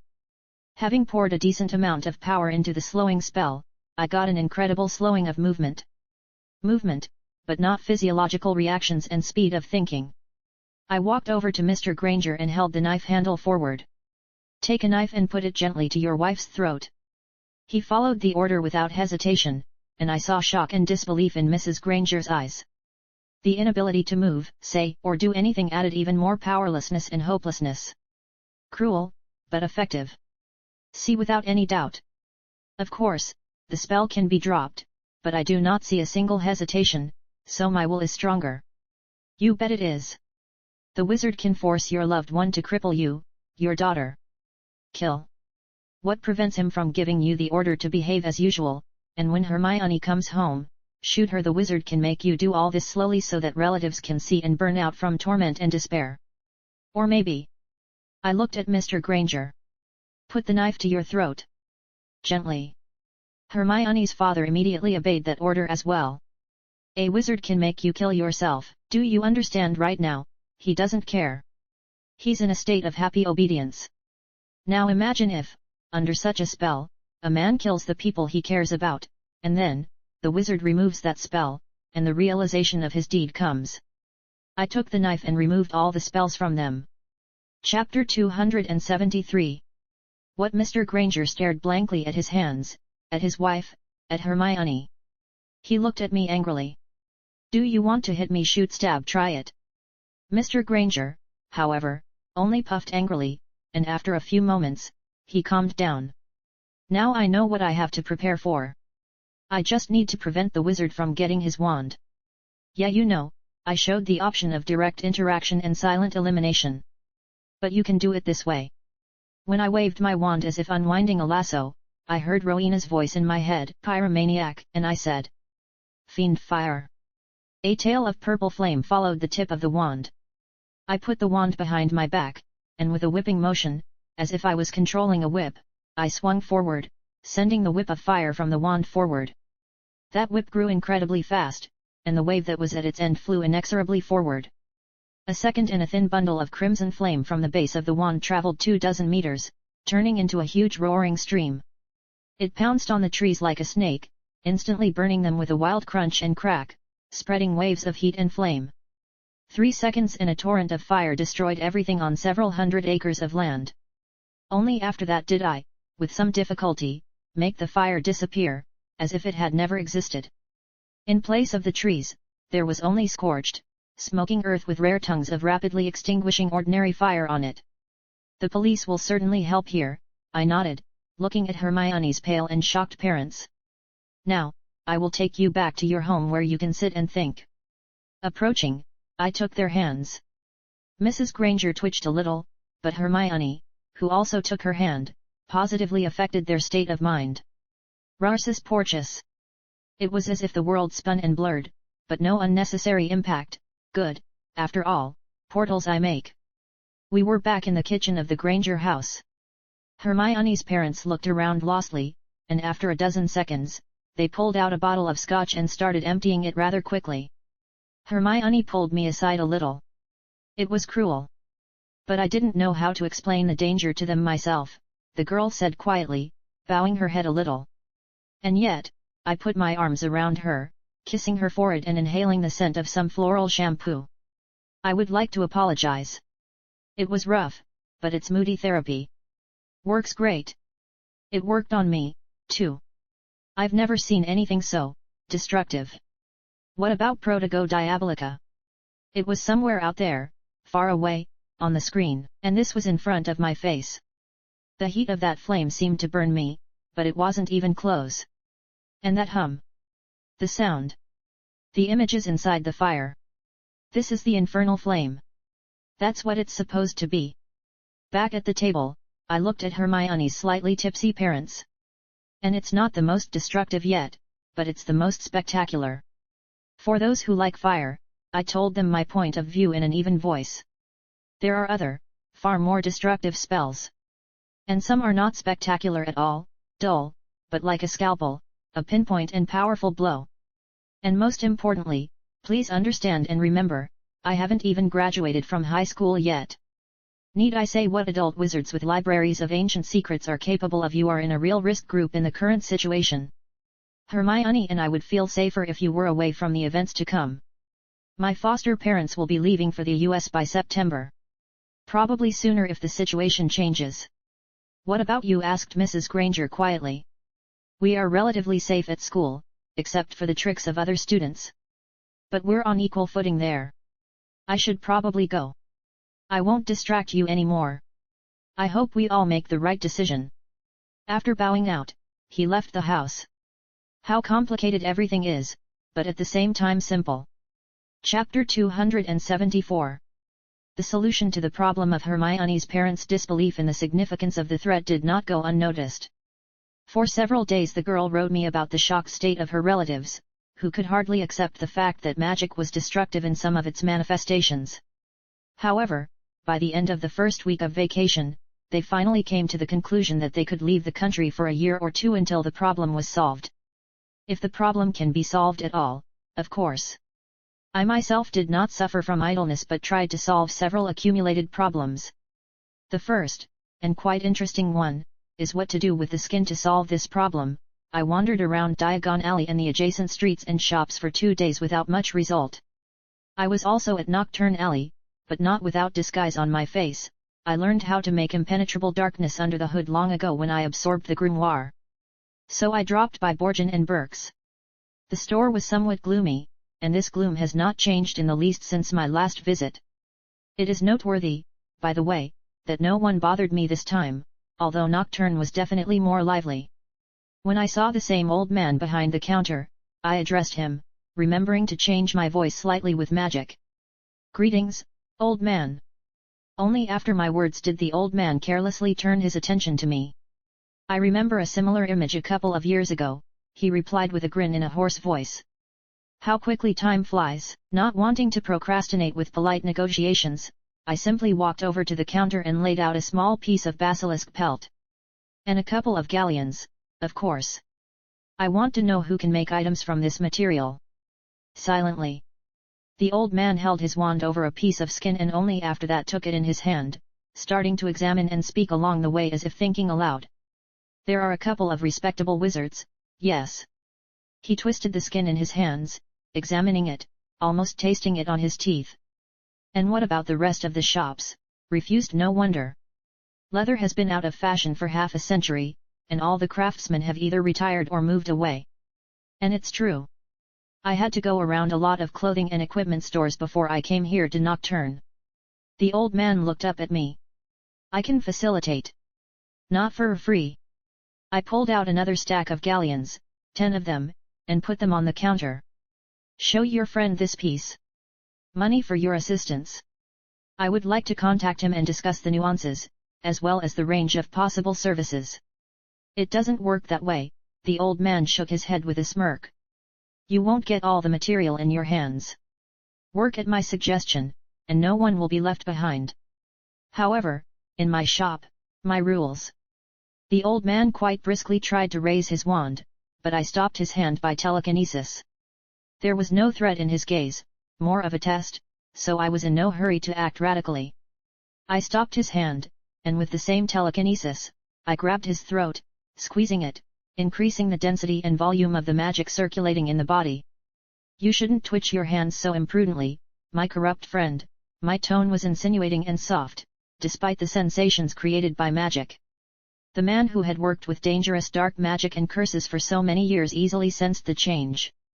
The old man was clearly frightened, but his face showed only a polite smile, along with an apology. I guess, we both got a little excited. The old man put his wand away and took a piece of basilisk hide, and hid it along with the coins under the counter. In what way? He rubbed his neck with his hand. Do you prefer to be contacted? How long will it take for a reply from the master? 24 hours. I'll come on the third day at dawn. Turning around but not stopping tracking the fluctuations of magic, I headed out of the store. This is exactly what that simple trip looked like, during which a few days later, I received an address for owls to which I could write to the master. Of course, I used public mail in Diagon Alley because there you can conduct anonymous correspondence, and no one will ask your name.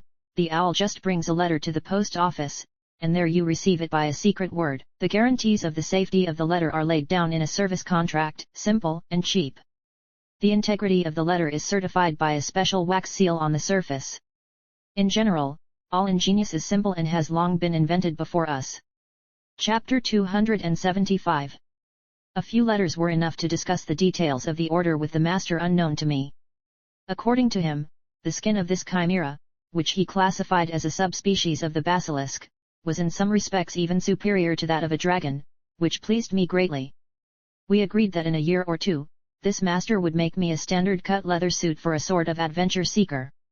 More classic and solid options will be quite pretentious because the skin texture remains snakeskin, except that the scales are somewhat larger, and the color is dark green, closer to dark turquoise.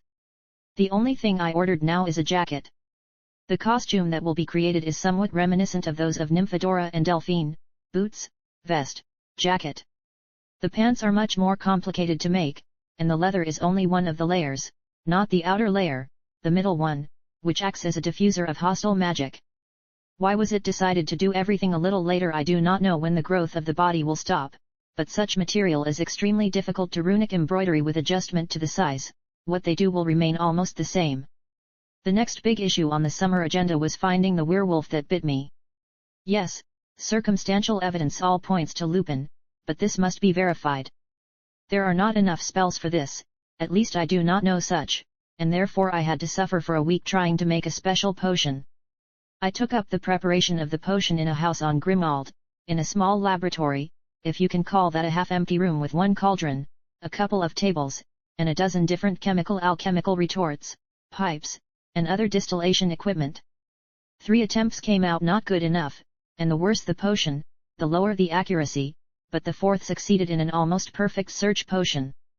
To use such a potion properly, I had to enchant a large and detailed map of England in a special way, bought in an ordinary store. The charms are quite simple, and you can't really call them charms. You need to send magic to the map while associating what is written on it with real geographic objects and coordinates. Only on such or similarly enchanted map will the search potion give the desired result. As soon as I finished with the map, I dropped 3 drops of blood from the test tube into the vial with the potion, waited until the color changed from translucent gray to red and then to green, and poured the contents of the vial on the enchanted map. The puddle of potion gathered into a rhombic shape, one of its sharp edges indicating the fairly precise position of the target. I had to buy more detailed maps of London, the suburbs, and other towns, just in case.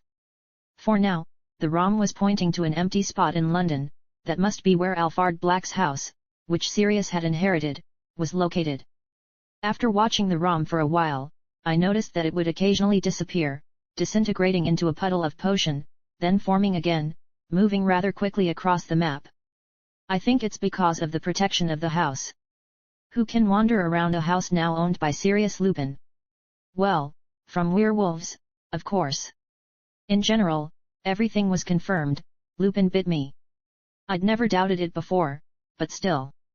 And what to do with it? It's worth understanding that, judging by some of the entries in various literature, werewolves remember and understand what happens to them during the full moon. Still, they can't really affect anything. Their instincts, or some program, take over the mind, but without removing them from the control of the body. No, you change yourself. At least that's how one of the werewolves, whose notes Hermione duplicated to me when she returned from school this year, described this state. What did it mean to me? This means that Lupin is a rather cowardly wizard in some ways. Maybe he was once a good friend or something else, but the known information speaks of a not very good wizard and person. He abandoned his best friend's son, can't cope with his problems, can't earn money, and always justifies himself with the same problem that he can't solve. While working at Hogwarts, he forgot to drink a potion that is the key to the safety of others and the reason why Dumbledore allowed him to work at all. He bit the student, but at the same time, did not tell anyone, letting everything go by itself. He didn't say anything to anyone. If only I would apologize, I suppose.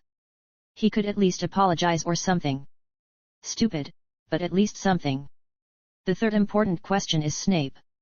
I must respond symmetrically to what he did. Of course, in addition to him, Dumbledore can also be a legilimate, but I don't believe that he would act personally, even if the unreasonable idea of sending me to the Chamber of Secrets in my second year had arisen in his mind. However, the pocket potion maker should play an important role in the conflict of local wizards. His elimination or incapacitation can have an extremely negative and unpredictable effect on events.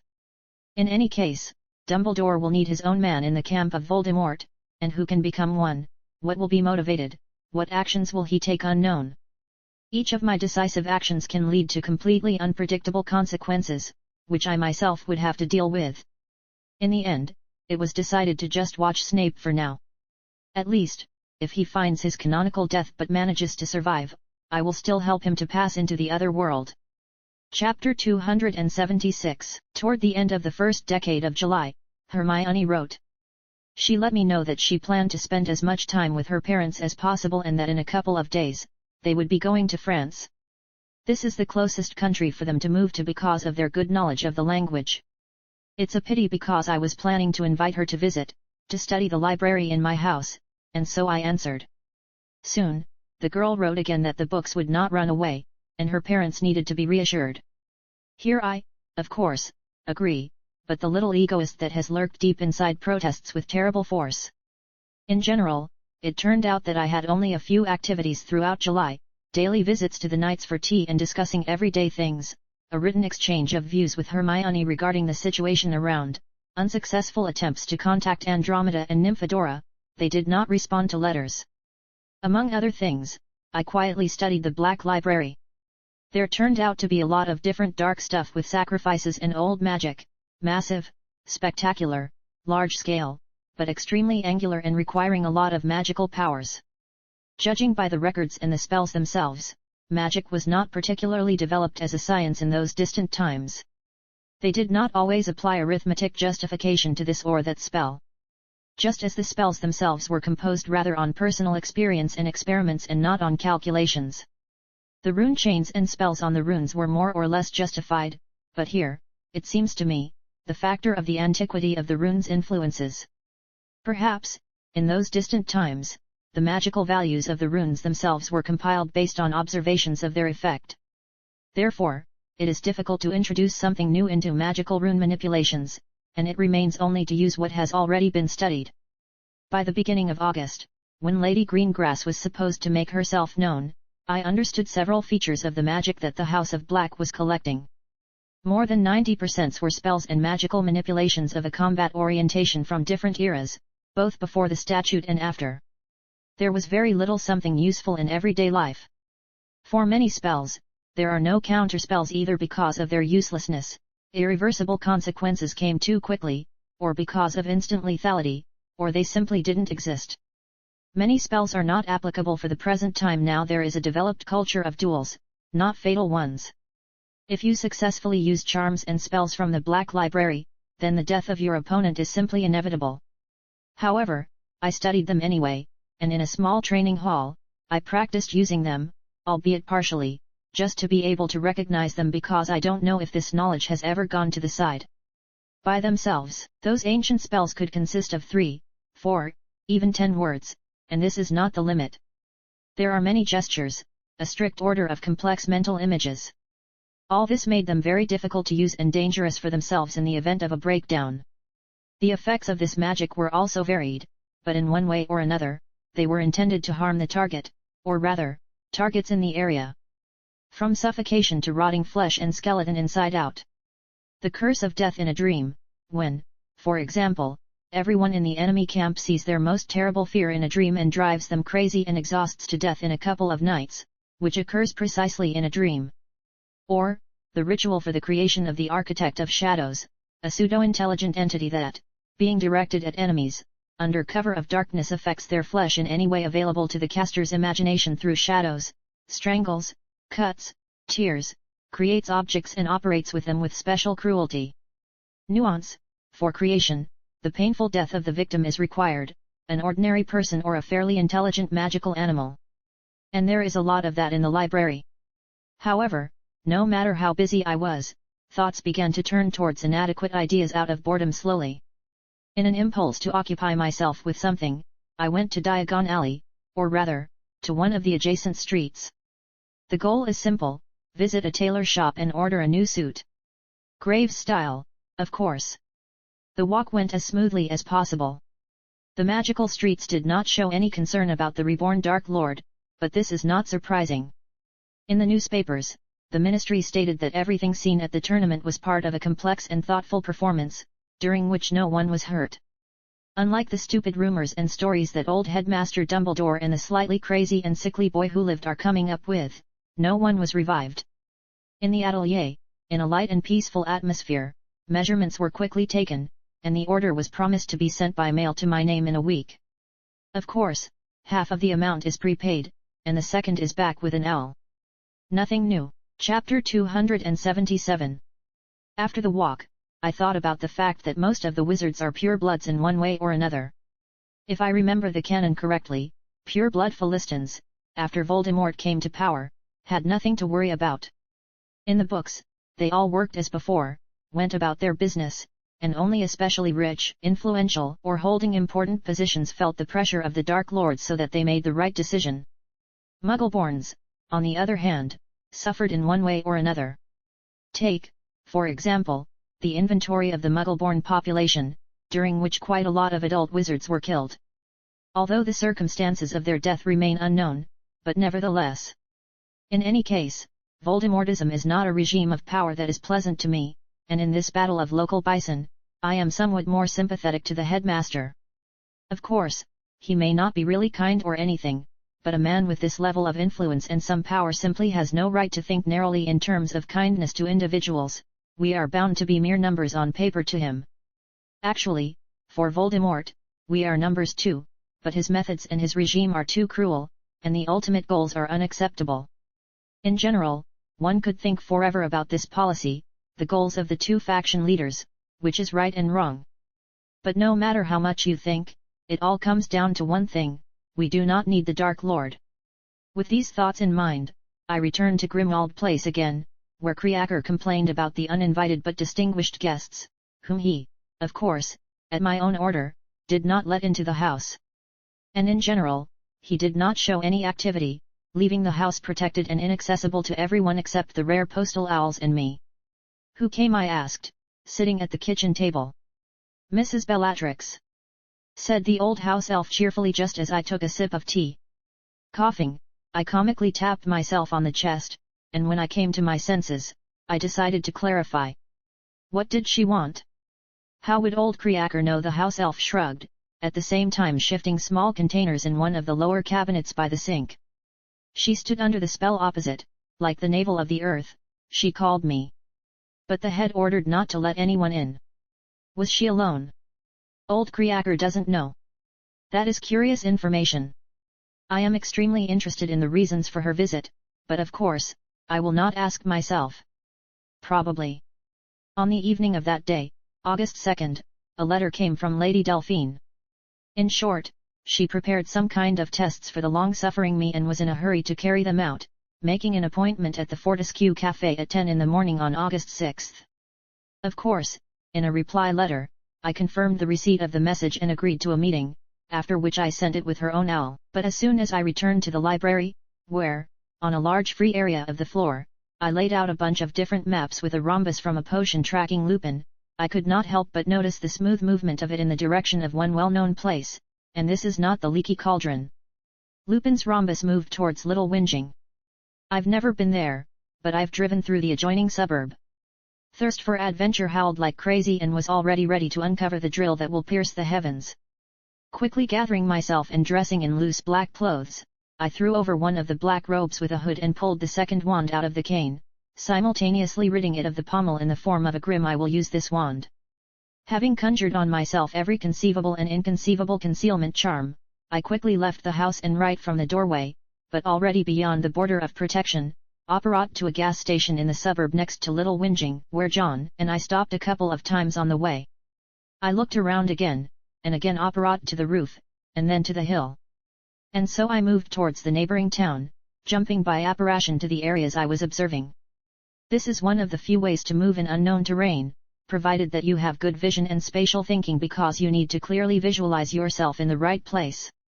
When I reached Magnolia Crescent near Privet Drive, according to the maps, it was evening, and it was difficult to move without the cat's eye charms because I had to consider the desired place in detail. However, there was no point in moving any further. Once again I cast every conceivable spell of concealment on myself, got to a small hill behind the field, where I had a good view of the Privet Drive, and conjured a powerful echo, in order to receive responses from objects saturated with magic over a large area as if from a radar. Directions to points and a vague sense of distance to them immediately appeared in my head. 8 wizards move in a group, and about 10 are scattered over an area of a couple of square kilometers, which is not much. Jump around this place a couple more times and conjure an echo. Do you want to calculate the exact position by the intersection of vectors from 3 points? Do you have enough power? Don't forget, funny boy, that my way of working and thinking is different from that of a human. You've noticed yourself how quickly you work with numbers and other calculations. But so far, you have only come close to 10% of my capacity. Got it, just a second. Chapter 278. I apparat to several other places around this area and conjured an echo several times. When I returned, a clear knowledge of the positions of the wizards appeared in my head. Taking advantage of this knowledge, I cast a spell of the magic mark from the grimoire on static magic objects. The only one I didn't put the mark on was Moody. At least I thought it was Moody, for there was too much magical feedback coming from that object. Only this old paranoid can be hung with a bunch of amulets, and his leg is definitely an artifact. I had to repeat the procedure a couple more times, noting the wizards who had moved during my previous scans. So what are you up to? Nothing special. Judging by the absence of any change in the patterns of actions and movements, the wizards did not notice my manipulations, which means I can track them. Generally speaking, when comparing conventional weapons and spells, the latter have a very striking disadvantage: speed and range. It's very hard to aim at long distances with a wand, even 100 meters is a problem. Of course, these disadvantages are mitigated by area-affecting spells, which basically activate in a certain area and affect everything in it. However, the various ray, clot, and other flying constructs are very limited. They are limited by the wizard's thinking capabilities. If you use mental control of the flight of a construct, then you are faced with a similar problem. It is difficult to see and accompany the target at a great distance, simultaneously forcing the construct to bend around obstacles and all that stuff. Even if you know and feel the target's location through different analogs of the dark mark, there are still natural obstacles in the form of landscape, buildings, trees, living creatures. You have to go around them too. In general, hitting something that isn't fairly close and out of the line of sight is no trivial task. Spell speed limits also have rather common roots. You can, of course, simply know which part of the magic construct is responsible for this, saturate this area with magic without destroying the integrity of the structure, and the construct will fly faster. But for this, you also need to understand which area is responsible for this. To understand constructs in general, you need to feel them. This is already very difficult because you need to develop this very sensitivity. Another method that almost everyone uses to create spells and partially change their properties is imagination. But not everything is smooth here either. To increase the speed of your spells with your imagination, you first have to imagine exactly what it's like to move at the speed you want. Of course, very few wizards and people, in general, have experience moving in space at speeds above 150 miles per hour, and wizards even less. Now the ceiling of speed is reached only by one broom, firebolt. This ceiling is 120 miles per hour. One would say, lots of people have flown airplanes, and their speed is high. However, you need to imagine exactly how objects are flying around you, how this speed affects, literally feeling the air resistance with your skin, and many other factors. From here, by the way, and the speed limits in transgression, the wizard simply cannot imagine what it would be like to move very fast. A simple thought is not enough here. I want to fly faster.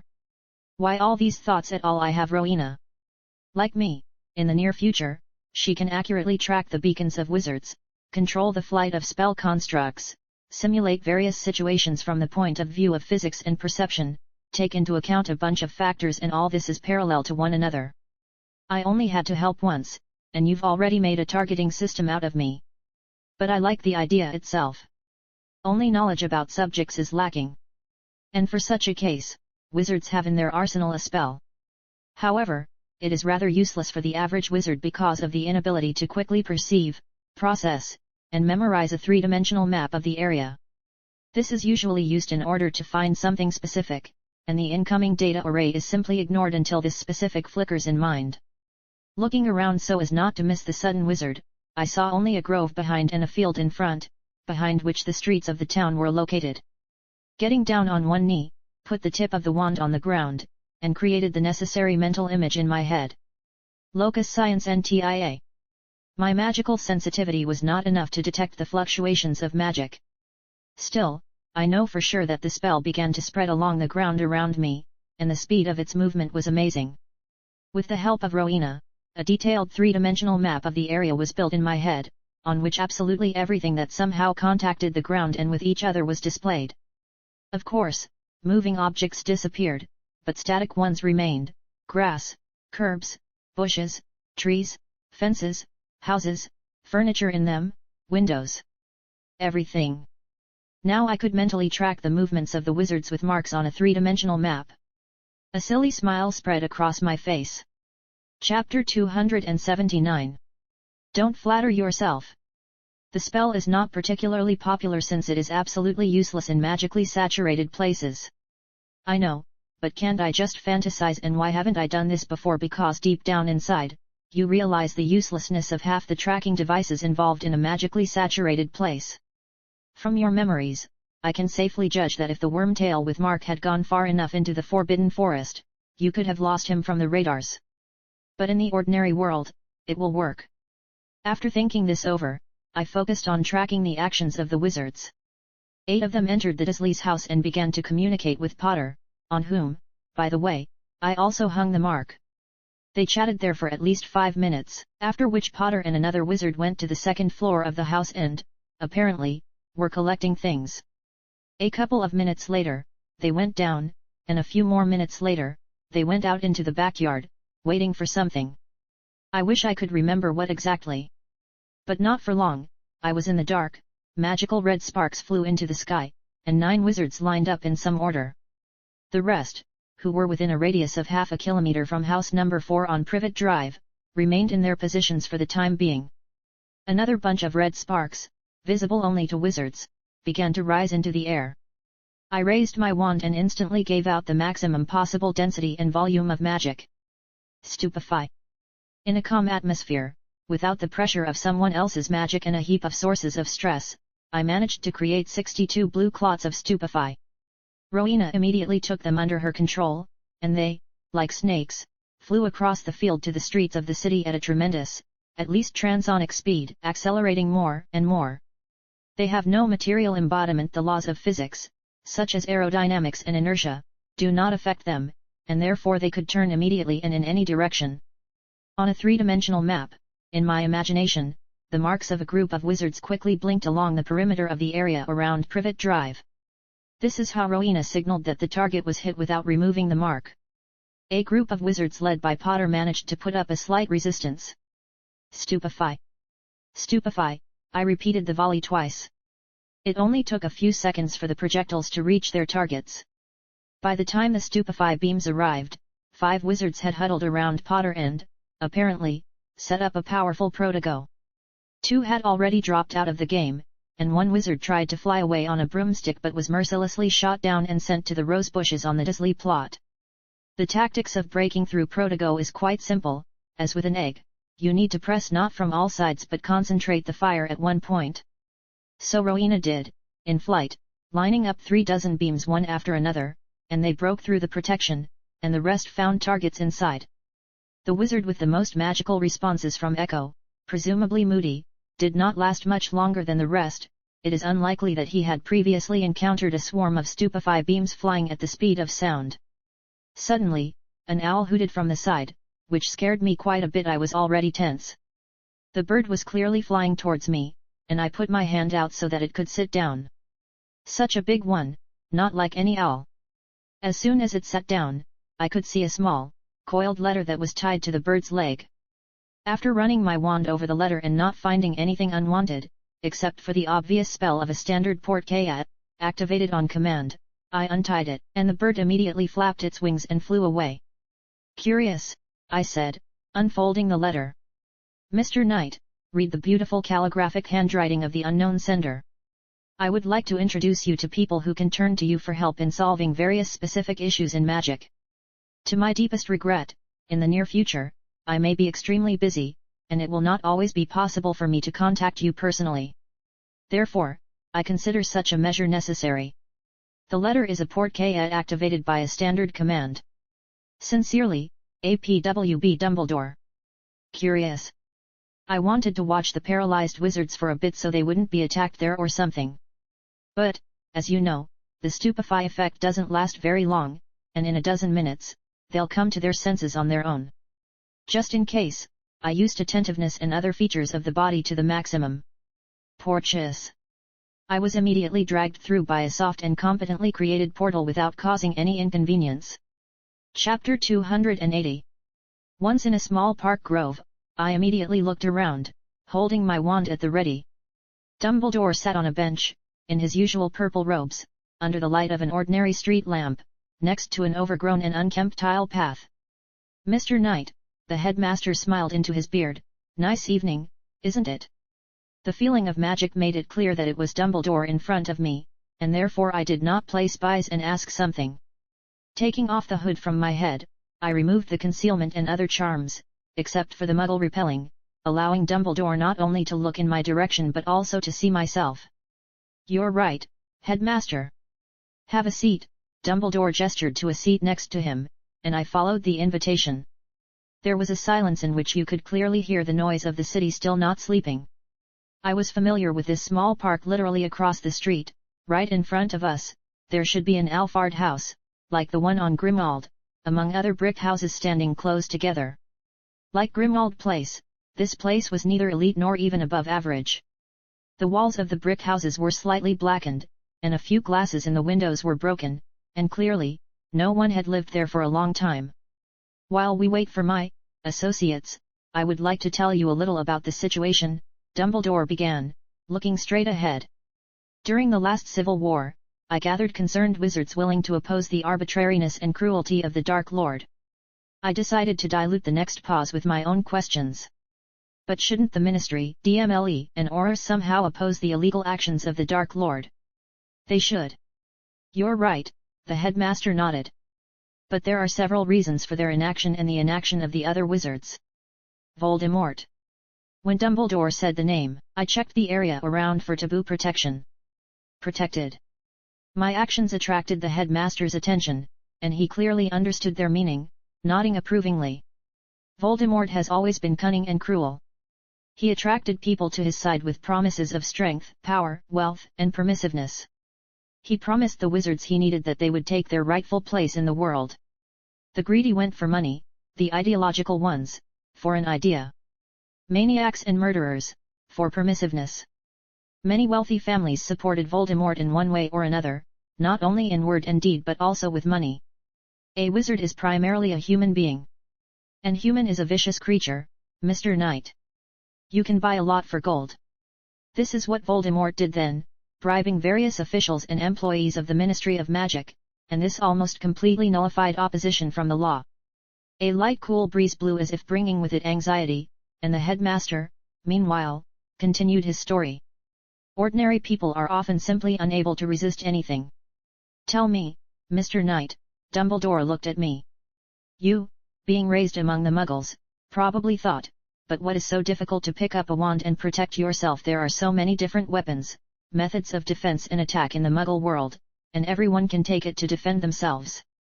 But answer the question, how many people are really capable of picking up this weapon, how many of them know how to use it, and how many are ready to use it? Few. Keep the proportion and carry it over to magical England. There you have it, that small number of wizards capable of action.